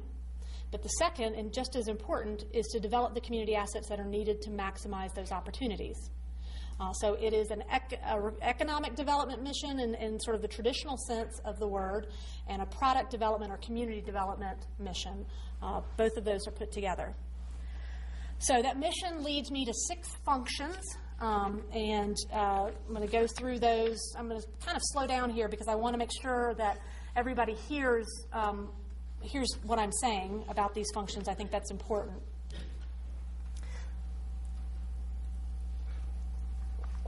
The first function is to take the lead in designing and executing a community marketing strategy. And this means a branding and marketing effort, a target industry marketing strategy, and you're going to see more on this in a minute, and then lead generation. This is the function that goes out and gets the leads. This is the function that makes sure the opportunities that are out there, that Transylvania County is falling into their funnel. Okay? Second function is the primary point of contact for companies looking to relocate or expand in Transylvania County. This is prospect assistance and client management. This is currently what the Transylvania County Office of Economic Development does today. They manage the prospects, and when they come in the door, respond to their prospects' needs, basic client management and relationship assistance. This is also the function that would have those relationships with regional and state organizations, which is an incredibly important source of leads for Transylvania County. So having those relationships is important, and maintaining them is important. The third function is to lead the support network for existing employers, small businesses, and entrepreneurs. This is where the business retention program would live. This would be a portal to a suite of services that are already in place to support small businesses. And what I mean by this is I'm not suggesting that all of Mountain Biz and SBA and all of the other different organizations that are involved in small businesses need to come under this umbrella. But I am suggesting is that this umbrella serve as the portal to those suite of services. Because they exist, they're good services, they just need a little bit more coordination. This is the networking function, the business advocacy function, education and leadership development programs, and entrepreneurial development. That's that support network for all of those individuals. The fourth function is a product development function. I didn't say it earlier when I was talking about downtown, but I meant to, and I talk about it, I elaborate a little bit more on it in my report. To me, what is referred to, and I'm going to use a lowercase h, the Heart of Brevard, is a product. It is something that is attractive. It is something that draws people and investors to your community, and it needs to be treated like a product, and it needs to be developed like a product. And so the organization that is currently called the Heart of Brevard, or a Main Street program, to me, is a product development program. And that product development program would clearly fall under the purview of this particular organization. Tourism product development, again, important aspect, whether that's wayfinding, whether that's new online resources for tourists, whatever that product is, again, product development is what this organization is the second part of the mission statement, and I think very important. Business park is another product development opportunity, and I'm going to talk a lot about this in a minute. Tourism, marketing, and visitor center clearly stays as a part of the organization. And then the sixth function is probably one of the most important functions from my perspective, and that's marketing and research function. And this is the function that supports everything else that the organization does. Without marketing and research, without good quality research and good quality marketing, the other aspects of the organization, the other functions of the organization aren't going to function well. And so you see there the things that I include in there. Okay, let's talk about funding. I recommend that this new EDO be funded by the public and the private sector, with the public sector making up 70% initially, 70% of the funding, and the private sector making up 30%. I would recommend the City of Brevard, the Town of Rosman, and Transylvania County all participate in the public sector funding piece. The funding formula could be per capita. It could be it can be devised any way that you guys see as relevant, but I think the public sector piece should include all three of those bodies. And then the private sector would be memberships, much as the Chamber of Commerce is now in sponsorships. One of the things I wanted to point out to you about this funding split is that it's actually almost the reverse of what how many EDOs, public-private EDOs, are funded today. In 1998, the funding for EDOs was about 70% public, 30% private, and now the funding split is more 60% private and 40% public. I have a very rough draft of a funding model that shows moving towards a 50-50 split. But I think that move should be slow and deliberate and make sense for the community. The governance, I would view this organization would be governed actually by two boards made up of the same individuals. One board would have a 501c6 status that allows it to lobby, and one would have a 501c3 status that allows tax benefits for sponsorships, donations, as well as grant writing opportunities. I recommend 11 members, and you can see there the breakdown. Again, just a recommendation, a starting point to get the conversation started. City of Brevard, Transylvania County, each having 2, Town of Rosman 1. Business, and this I define very broadly as existing businesses, whether they're located in the county or in the city. Manufacturing, non-manufacturing, I define that very broadly, but as you can see, I view it as a very important part of the governance structure. The Heart of Brevard, I do view that as somebody, a representative that comes from that 16-block district. And then Tourism Development Authority will have to remain as an existing entity by state law, and I would view that the chair of the Tourism Development Authority would also be on this board. Staffing, 7 positions. You see there a vice president or a CEO of the organization, a vice president for economic development, and a vice president for membership and investor relations. Project manager for economic development, a project manager for community development or product development, a visitor center tourism coordinator, and a marketing coordinator. And then budget. As I said, I have a very rough draft budget. Again, this is included in the report, and you can look through it. You can see there just the different categories that I have included: salaries and benefits, supplies, travel, memberships and conferences, outside services. This would be if you needed an outside service for a festival or a networking event, whatever that might be required. Events is a separate line item, rents and utilities if necessary, and then the total budget down there at the bottom. And then this slide will show you, and again, all of this is in the information, the split between public and private and how I envision that changing over the 5 years.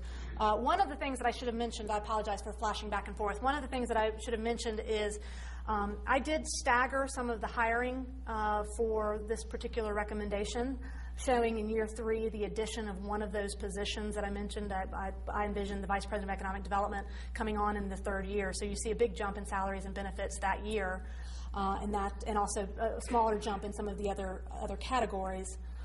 So what you'll see on this slide is a jump in the public sector financing that year in year 3 as well.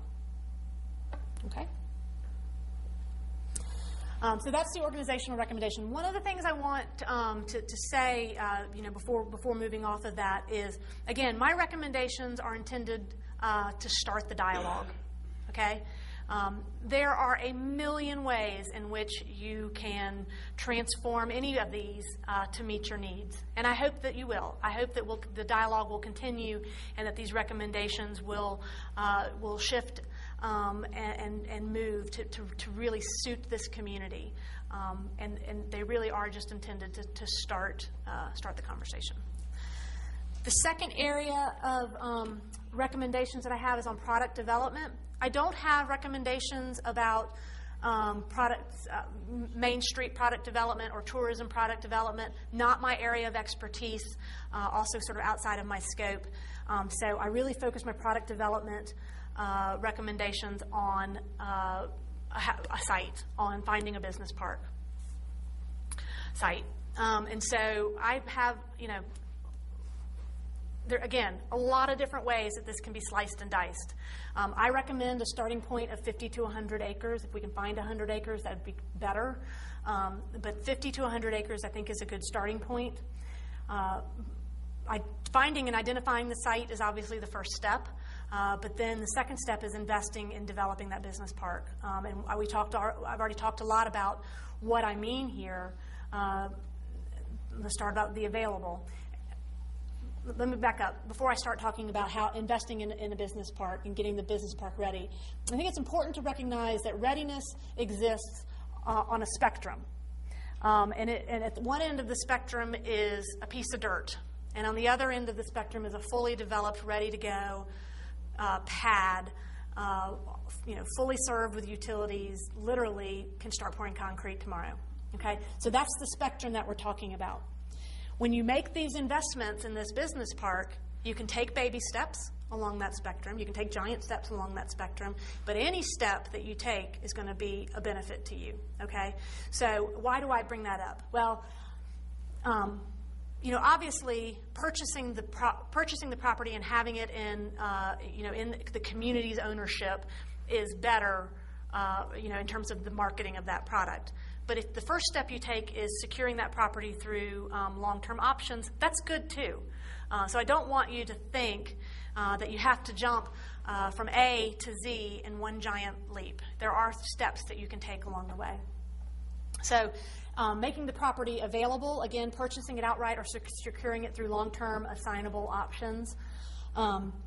Fully served, again, as I mentioned earlier, developing those plans for extending water, sewer, natural gas, electric, and telecom infrastructure. Again, everything that you do along that spectrum is going to help. So let's say you identify a site and you put together, you engineer the plans for extending the infrastructure in year 1, and then in year 2, maybe you get a grant and you're able to actually lay some pipe and actually do some extensions. Or maybe you've got to back up and do an even smaller baby step. Maybe you got to back up and just secure the rights of way. And then in year 3, there's lots of ways in which you can move along that continuum. And then on the developable, just completing the environmental due diligence, understanding what it's going to take to develop that site. There's a lot of conversation that has to go into this component of whether or not, how we're going to make the site developable. But that's certainly an important piece of the conversation. My next recommendation in product development is a virtual spec building. I know that there's a lot of conversation, a lot of noise about having a spec building, and it is true that the majority of prospects that are out there right now are looking for existing space, and that is a true statement. So obviously having a building or having a spec building would be to a community's advantage. however, so I want to make it clear that the buildings are important. I don't want to pretend like they're not important. But I'm taking the position that we need to crawl before we walk. And let's find ourselves a good site for a business park first. A good interim step for a spec building is doing what is known in the business as a virtual spec building. And what a virtual spec building does is it develops plans for a building, including cost and schedule that are related to site prep and construction. Get construction-ready drawings, and so they literally are stamped and ready to go, and the permits and approvals are ready to go. So what does this do for you? It eliminates some risks and makes the option a little bit more palatable. So it doesn't go the whole way of investing capital into a spec building, but it does get you part of the way there. And so I think for the time being that the virtual spec building is the way to go.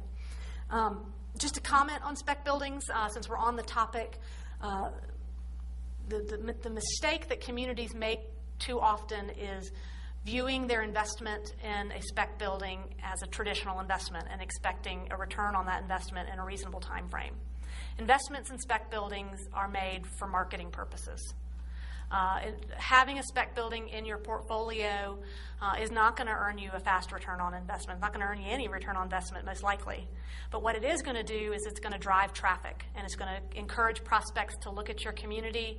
And so it needs to be treated as a marketing investment. If you're going to go down the road of doing a spec building, you need to understand that investment is an investment in your marketing, and that the return on that investment is going to be long and slow. Okay, and then the third area of product recommendations, again, way outside of my, both outside of my area of expertise as well as outside of my scope, but again, I cannot leave it unsaid or untalked, undiscussed, and so it's water and sewer infrastructure.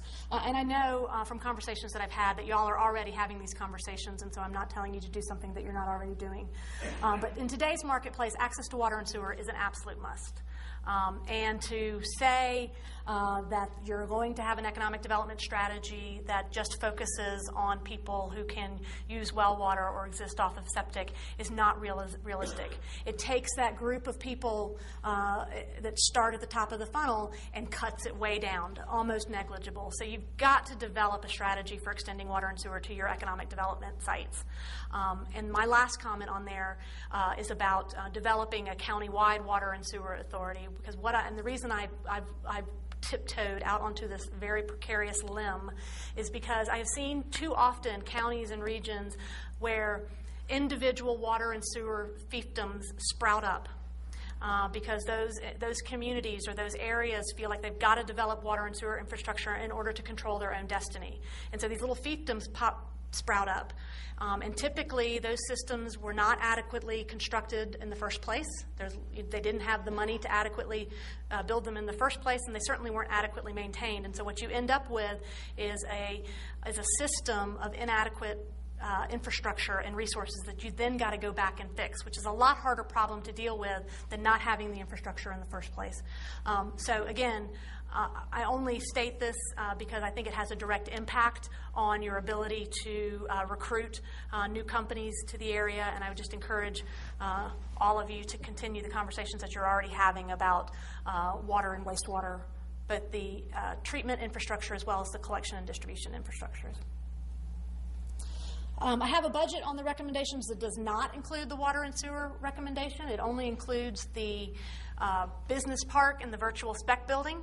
The most important thing to know about this budget is that I have placeholders for site and utility extensions, because obviously the cost of the site and the cost of the utility extension is an unknown until you pick the actual site, okay? So please, please, please do not go away and say, Jeanette Goldsmith said we could get this done for, because I've got placeholders in there, placeholders only, okay? The first step for me is to do this land availability and feasibility study. And for me, what this is more than just going out and looking at the MLS. This is actually doing a little bit of due diligence on topography and constructability and trying to understand whether or not different parcels of land are suitable. I've got some money in year one also for engineering for utility extensions and site prep, so you can have an understanding of the 6 different site options that we have in front of us. It's going to cost us X for each one of these, and so that helps you obviously make a more informed decision about where you're going to focus your time and effort. Land acquisition, again, a placeholder, signing and landscaping. Utility extensions. One of the things about utility extensions for Transylvania County is that there will be opportunities for grant funding. This is an economic development opportunity, job creation opportunity, and so the utility extensions, there may be some opportunities for grant funding. Rough and grubbing and rough grading, and then the virtual spec building in year 3, $35,000. So those are the budget numbers for the product development. Okay, marketing. The first recommendation on the marketing is to build the foundation. And for you guys, the foundation is your brand. It's your identity. And you need a strategy for widespread brand placement. The second part of the strategy is the website, one website, or 2 if you include tourism, however you decide to commingle those 2, one, and a social media strategy, and then an overview brochure. The overview brochure is not a printed brochure, it's an online brochure, but developing that content, developing that the images and what's going to go into that brochure is an important part of the foundation. Target industries. I'm really speeding up now, so I apologize. I've said it many, many times. It's very important to target and to identify who you're going to go after. These were the recommendations that I made. I made these recommendations based on a different rationale. My rationale for the recommendations is spelled out in the report, and I encourage you to read that. A base rationale had to be that the industry or the area was growing. I don't have anything on the list that's a dead or dying or a non-growing industry. So they are all growing in some measure, some more than others. But there also had to be some other things about them. So let me just go through them again. Encourage you to read the report to get some more information about the rationale. Manufacturing, I have 4: nutraceuticals, outdoor recreation equipment, food and beverage, and automotive parts. Now there are very specific, again in the report, there are very specific elements. I'm not suggesting that we target all of the nutraceuticals industry or all of the automotive parts industry. The Tier 1 and Tier 2 suppliers are still going to be located with the OEMs, and they're not going to be in Transylvania County. But there are certainly elements of the automotive parts industry that would find Transylvania County attractive. Outside of the manufacturing area, I have sports, health, and wellness, a huge industry that continues to grow by leaps and bounds. Solo worker. Lots of numbers and statistics about the growth in solo workers and the number of people who work for companies but can work anywhere. And so this is a real opportunity for you. And then tourism, of course, a natural fit. There are 7 on the list. 7 is a lot to digest in 1 year or 2 years or 3 years. So I think that if these target marketing recommendations are one in which the community wants to move forward, there's going to need to be some prioritization done here. Just because to do a good target industry marketing strategy for a community the size with these resources, to do all 7 at once is perhaps not realistic. Once you've identified those target markets, there's specific strategies that can be put in place, marketing strategies, workforce development strategies, existing industry linkages that are obviously going to make a lot of sense, and then product development strategies. Are there specific products that these industries require that you don't have in your inventory? For example, solo workers love co-working space. And having inventory of co-working space in your community for the solo worker is going to be an important element of your product development strategy.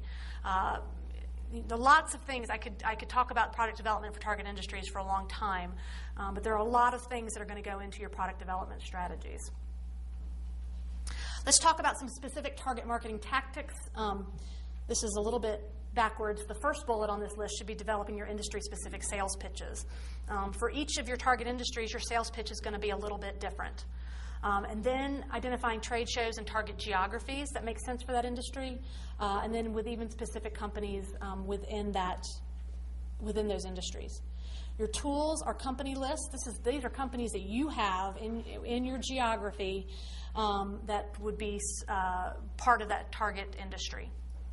Supplier lists, media lists, where are the media outlets that these companies read, or listen to, or what websites do they go to? Microsites, these are websites within your website that are specifically geared for those target industries. And then top 10 lists, and these are, again, part of your sales pitch. What are the top 10 things that you have in your community that are going to be attractive to those target industries? And one of the things that I want to say about this is your top 10 list and your company list and your supplier list do not have to be limited to Transylvania County alone. When you are talking about automotive parts, you better believe that Greer, South Carolina is located at your back door. Charlotte, North Carolina, NASCAR, your back door. Okay, so don't limit yourself and your focus on these target industry strategies to just your geopolitical boundaries. Think about your region and think about the assets that you have in your region that are going to speak to the companies within these target industries.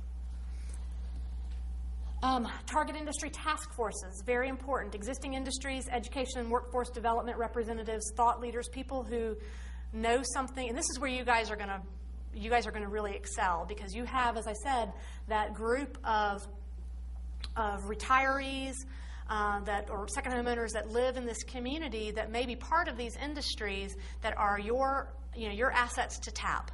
And so you're going to have a real opportunity on these target industry task forces to find and tap some real rock stars. The activities are going to lead some of the product development initiatives. Clearly, these people are going to understand what products are necessary for these target industries and help to lead those initiatives. Guerrilla marketing activities. The number of times that a person in this room sits on an airplane next to somebody in one of those target industries and doesn't take that opportunity to tell them all the great things about Transylvania County. That's going to be your guerrilla marketing. That's going to be your opportunity. That's why these target industry task forces are so important. Workforce development strategies, can't leave that out. The big part of having target industries is that you can then develop your workforce around what those target industries need. I use an aerospace example all the time.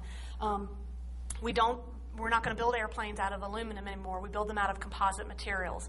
If aerospace is one of your target industries, you better make sure that you have in your community college composite workforce training, and that you're doing composite engineering in your institutions of higher learning if you're going to be attractive to companies in aerospace. Just an example of the types of linkages that you need to have with workforce development activities. I've completely lost place. I have no idea where I am anymore. Okay, so that is my set of marketing recommendations. I have a budget, and I'm going to show you on the next slide. The important thing to know about this budget is that it is dependent on the organizational budget. And what I mean by that is if you choose to do a target industry effort, but choose to not do anything on the organization, the budget you're getting ready to see needs to be sufficiently ramped up. And so, for example, I'm counting on there being people behind these numbers, and people take salaries generally, to ramp up these efforts and to be a part of these efforts. So these numbers are dependent upon an organization being behind them. Okay. My last recommendation, again, is going to go on to this business regulation topic, soapbox that I've already been on. And my recommendation is it's fairly superficial, but it is important if you can make that distinction in your mind. My recommendation is that there should be a committee of the City and County Commission that reviews all of the codes and ordinances, whether it's the city's ordinances or the county's ordinances, and recommend changes. More importantly to me is the process. I said that earlier. Reviewing that process and trying to identify where those glitches are happening. Where are those points in the process where developers and investors get the most frustrated, and what can we do about it? Again, I don't know what the answer is, but I do believe that this is something that's important. The business climate is another product that needs to be developed and continue to be developed.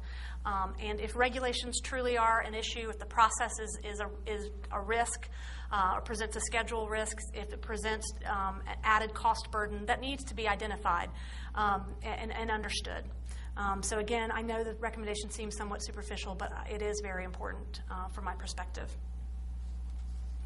I have a slide on the total budget. Again, it's in all of the materials. I want to stop there because I want to leave time for questions. Before I give the microphone back to Commissioner Hawkins, I do want to say something, and I've alluded to it a couple of different times tonight. The findings and recommendations are only a starting point. I've gotten you to the starting line, if you will. I hope that this presentation is just the opening paragraph in a long and very productive dialogue that you'll have about economic development. And I hope that dialogue starts tonight. So I thank you very much for 2 hours of attention, and I'll turn the microphone back over to Commissioner Hawkins.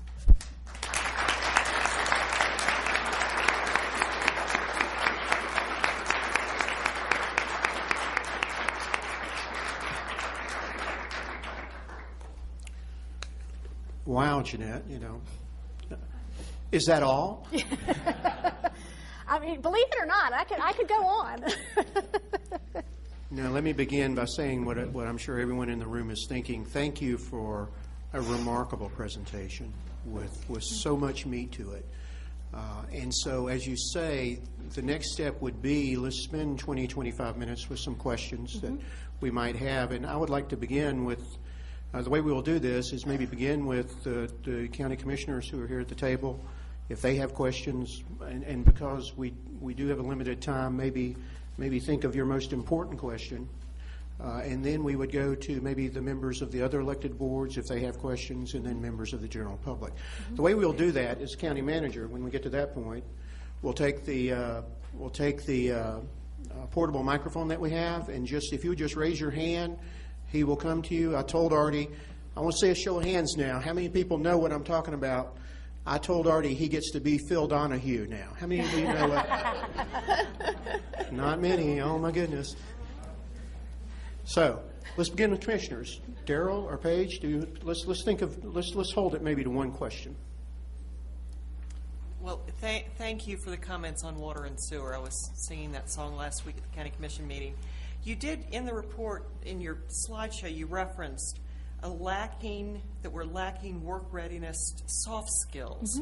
What are the soft skills that you're referencing, please? So the question, can everybody hear Commissioner Lamel's question about soft skill?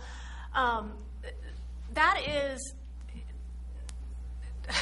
it's basic workplace skill. It's showing up on time. It's being able to work in a team. It's being able to communicate with your supervisors or those people that you're managing in an effective way. It is truly that soft set of skill sets that are an absolute expectation in today's manufacturing workforce. Today's manufacturing, the floor of a manufacturing environment today, it consists of a very flat organization. And so if I'm in charge of a particular process and I don't show up on time, everything else upstream and downstream for me is thrown into chaos. If I come and I am having problems with my piece of equipment and I'm trying to talk to the mechanic or the maintenance worker on that piece of equipment and I'm not able to effectively communicate with him or her, that throws off an entire, best case scenario days worth of production. And so it's just those basic skills that we have to have in today's workforce. Does that help? Oh, yeah, Okay. thanks. Thank you again for the presentation Absolutely. Thank you for and being the here. recommendations.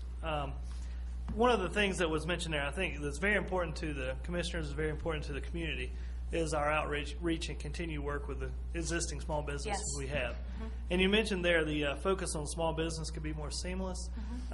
Could you go into that a little bit more and talk about how we could make that more seamless?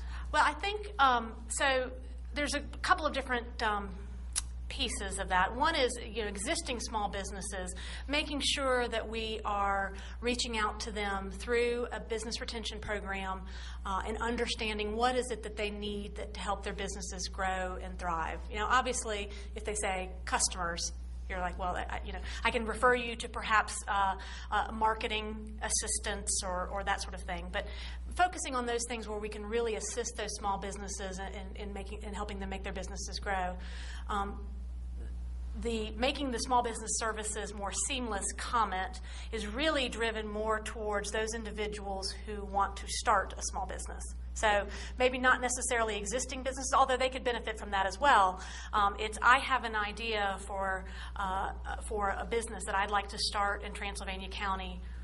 Where do I go first? And then once I've gotten to the first place, how do I navigate around all of the different services that are out there to my benefit? How do I access those services? How do I find and access financial capital? And then if I'm going to build or rent or modify space, how do I make that happen? Just making that a little bit more seamless. So I've got enough things on my plate that I'm thinking about as a new small business owner. I want to make all of those other things as easy as possible for that individual. Does that answer your question, Yes, Carol? thank you. Okay. Jeanette, my question would also involve existing businesses anyway. And one thing that you hear, or one concern that people have globally, not necessarily in Transylvania County, just in Transylvania County, but this concern that the focus seems to be disproportionately towards bringing new people in as opposed to supporting existing businesses. Right. And the funnel concept that you're talking about seems to indicate that the existing businesses are already in the bottom of that funnel, and so we should be doing everything we can to support and help them grow. Right. My question or comment would be, and I want to see if you would agree with this, it seems to me, looking at the things that you've been talking about tonight, many of the things that you've been talking about tonight are not necessarily just directed toward bringing new businesses in. Even the business park idea could be just as viable for an existing business Absolutely. here. Is that a fair statement? Yes, absolutely. And I, by no means intended to suggest that the business park was for new industries or the target marketing were for new industries. To me, that target marketing strategy is just as viable for the existing industries, because you'll see that there are, that for a lot of those industries that were recommended, there are already existing businesses in your community in each one of those categories. They could benefit from being a part of a conversation that says, you know what, hey, we are here, but we could, and we purchase packaging from a company in Dayton, Ohio. It would be great if that packaging were produced close by. So that's an example of helping an existing business that's paying too much for their existing packaging, but also maybe creating a new business or attracting a new business to your community. So absolutely, all of the strategies I think are viable for existing businesses as well as for new businesses. On the comment on the funnel, I just want to add that once a company X is existing in your community and they have to expand. They've got to add capacity and employment. Once they have made that decision, the top of the funnel opens up. And so Company X can make that investment in their existing location, or they could go to a brand new location, or they could choose to purchase a company in a different location altogether to acquire that capacity. There's a lot of different choices that company has when they're making for that capital investment. And so what you then need to do is they go from being an existing business, which is a very important, valuable part of the economy, to now being a prospect. You are now competing with all of the other options that that company has for that capital. And the funnel idea, if you will, sort of starts over again.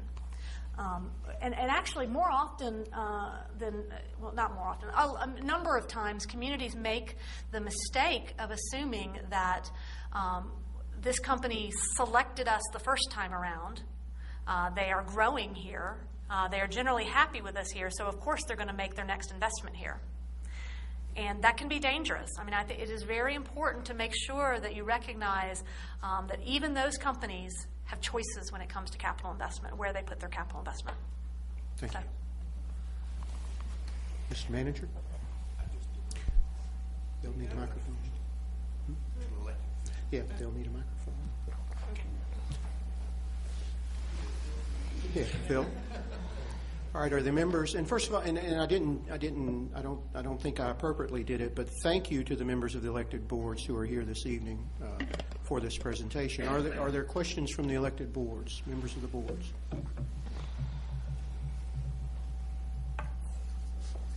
Come on, Rodney. Thank you. Thank you for your presentation. What other communities use the EDO model? Is that on? I don't think you heard.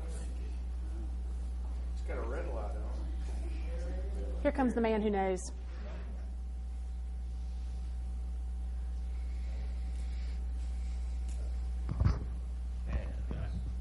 Thank you. What other communities use the EDO model? Okay. So excellent question. Thank you very much. The question was, how often is the EDO model used? And it's used in the vast majority of places. Now, it's got different, it may look different. It may have different functions. But more often than not, you actually find public-private split in terms of doing economic development. They may not, again, as I said, there's a million ways to sort of to skin that, if you will, but there's, and some may have all 6 of the functions that I talked about, some may have 2 or 3, but more often than not, the communities are moving towards that public-private economic development organization as their model and moving away from a purely public sector entity.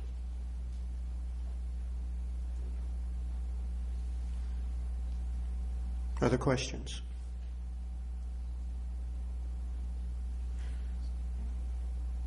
If not, are there members of the public? Back there? Oh, I'm sorry. Could you just elaborate just a little bit more on the role of K-12 education and how that is seen as an asset in the marketing tool? Sure. Okay, so the question was about K-12 education and how that can be used as a marketing tool. So I want to, I'm going to split this up a little bit. Obviously, having a good quality K-12 system is an important quality of place asset. And so if I am an outside investor looking at the community for making an investment, and maybe I'm moving here myself with my children, or I'm relocating other people in my company that have young children, they're going to evaluate the K-12 system as a sort of quality of place or quality of life type of asset. And how is that K-12 system going to be able to educate my own children or the children of the people that work for me? The other part of the K-12 equation in economic development is that part of the K-12 is the notion of the K-12 system as a producer of my future workforce. Okay? And so depending on what it is that I do, I'm going to focus on different parts of the K-12 system. So if I'm a manufacturer, I'm looking more closely at technical education programs, at 2+2 programs, apprenticeship programs, those sorts of things. If I am in any type of computer area, I'm looking much more closely at the use of technology in the classrooms and the extent to which computers and different technologies are used in the classrooms. So there's really 2 parts of the evaluation that take place. I hope that answered your question.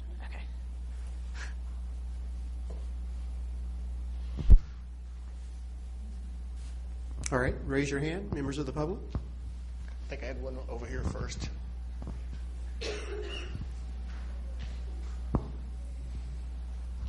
From what I understood, you are saying with your plan that the coordination and the cooperation between the county, city of Brevard, and the town of Rosman, the three of them working together, is a really large part of your program. Mm-hmm. And for that to happen in the most effective way, they're going to have the cooperation between all three bodies. Is that correct? That is certainly the recommendation, is to have all three entities participate and cooperate. Certainly, you know, if one of the three entities doesn't want to, it doesn't necessarily make. I mean, to some degree, it makes the recommendation less effective, only because the likelihood that we end up with, again, a lot of different organizations all involved in economic development occurs if they don't all participate in the new organization and then go off and create their own economic development effort. That puts us back into the same position that we're in right now. So yes, the ideal would be to have all three entities participate in this economic development effort, only in the sense that it helps us to prevent this situation from occurring again.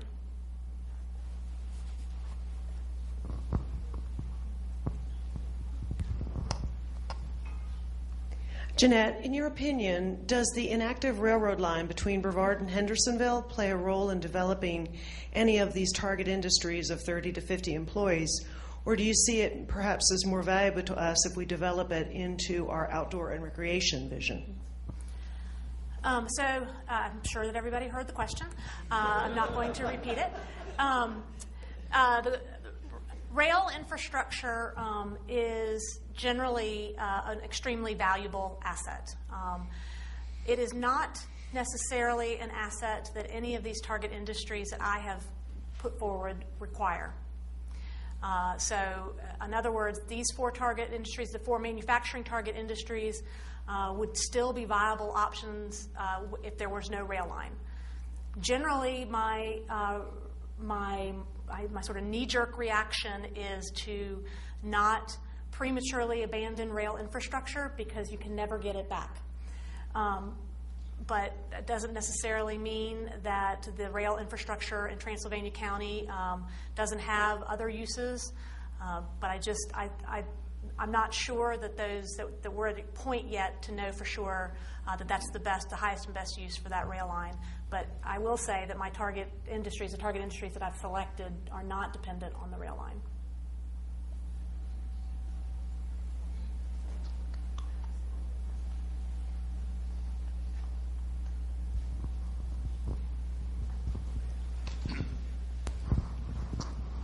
That was a well-spent 30 grand, by the way. I'm glad that you think so. The organizations that you looked at combining into the EDO, obviously they have more than a zero budget. Yes. So that budget would be offsetting this $700,000 or $800,000 that you put up there for the EDO. Is that correct? That's correct. I have not done the analysis that says exactly how much that offset would be, but it is my anticipation that the budgets that are currently in existence for economic development would be a part of that new budget, and things that are contract items like the tourism development contract would as a part of that as well. And memberships are also a part. It is a membership organization, so memberships, whether if they're membership organizations, those memberships would roll over, and that membership would be part of that private sector funding also. Thank you.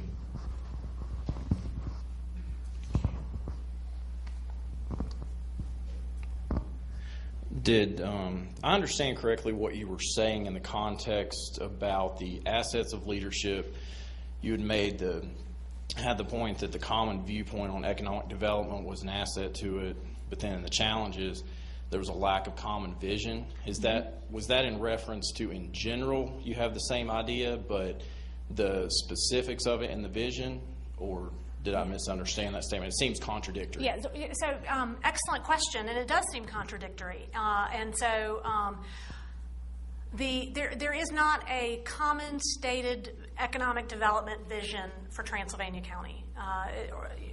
There's not an overarching vision that we all understand and work towards. That's the bad news. The good news is that in general, I think people have the common elements of that vision, or belief in specific elements that could be part of that vision. And a better way to say that would be there's not wildly divergent opinions about what that vision should be. So that's the good news in my perspective. Bad news is it's not there. Good news is that we could probably get there from where we stand today. Does that answer your question? Okay.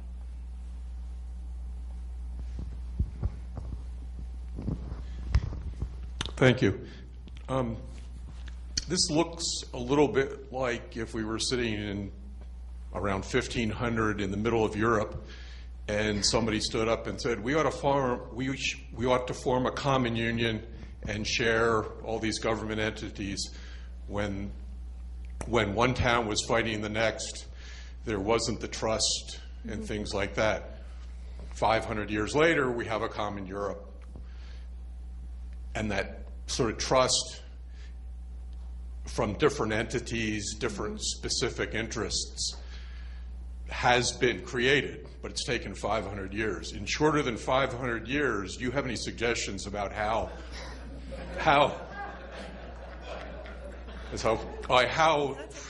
for instance, the Heart of Brevard, who has a specific mission, a specific goal, was created by a specific group of people. Right. How do they get the confidence and the trust built up that their interests, their mission is not going to be lost in this larger group? So that's an excellent question, and I certainly think, and there is the starting point, if you will, is that the Heart of Brevard or any one of the other organizations that I mentioned believe in the common vision and believe that common vision, the mission of their organization plays a vital role in the achievement of that vision. Okay? So if they don't think that the mission of their organization has anything to do with that vision, then perhaps they don't belong. But my starting point is that the common vision of creating quality jobs and protecting our quality of place, whatever those elements were, are a vision to which all of those organizations' missions play a role. But that is necessarily the starting point. If that doesn't exist, then the conversation needs to be a little bit different. Jeanette, can I respond? I think one of the things that you need to reflect on in this process is how we got to hiring Jeanette, and realize that a lot of the individual interests actually realized that we were at a major tipping point in our community. And you had these disparate individuals who came together to say, we can do this, folks. We can pull ourselves together, work toward one common goal, which is developing an economically vibrant community. We make this recommendation of bringing in a consultant, recognizing that we didn't have all the answers ourselves. Based on that one group and their terrific sales job to the county commission, we have this fantastic product. Now, what she has done this evening is acknowledge the participation of these disparate groups, but she's laid down the challenge. And I think the challenge in front of us is that you now need to look at your county government to provide you with the leadership to move us all forward. And it is on the shoulders of your elected officials, your county government, to take these 7 entities, the city of Brevard, the town of Rosman, all of these groups, and provide the leadership to start realizing our common vision. There is trust. It is possible. And when Jeanette said you can never know all of the factors that go into the decision of choosing a particular site, I think it's the same way when you're an elected official, and I'm the newbie. I don't know what I'm doing. But I do know that we all on this board are investing a lot of time in meeting with different people. We're out to lunch with folks. We're doing one-on-ones. We're doing two-on-twos. We're really trying to figure this out. This is an amazing template, and it is a heck of a deal. I agree with you, Chris. For $30,000, boy, did we score. But it is. You've got to look to us. And one of the things, I wrote a little note when this all started to Artie to say, gee, I wish we'd had a sign-in sheet tonight so that we could do follow-up with those of you in this room. But let me tell you what we need most from you all. We need you to come to our meetings. We need you all to continue to participate in this conversation because this is a community task. And your county government, your elected officials need your participation in this process to realize the goals that have been put in front of us. So I challenge you all to come to our meetings. Continue to participate in this. This is not something we just receive. This is a potential plan of action, and we need bodies to make it happen. But you can count on your county government to provide the leadership to get there. Thank you.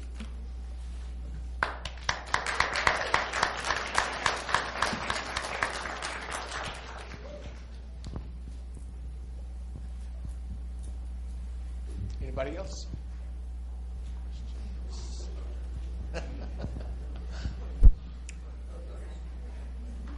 All right. Is no one else?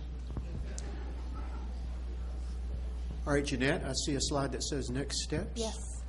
I was hoping I would get the question so that I could say, hey, it's funny that you asked, because I happen to have a slide right here about next steps, but it didn't. Next time I got to plan it. I got to do a little bit better there. Anyways, I do have a recommendation for the next steps, and as I mentioned already, this is just the start of the dialogue. And so what I have, the recommendation that I have made to the county commissioners is to establish a committee to oversee those next steps, and to basically it's really to oversee the conversation.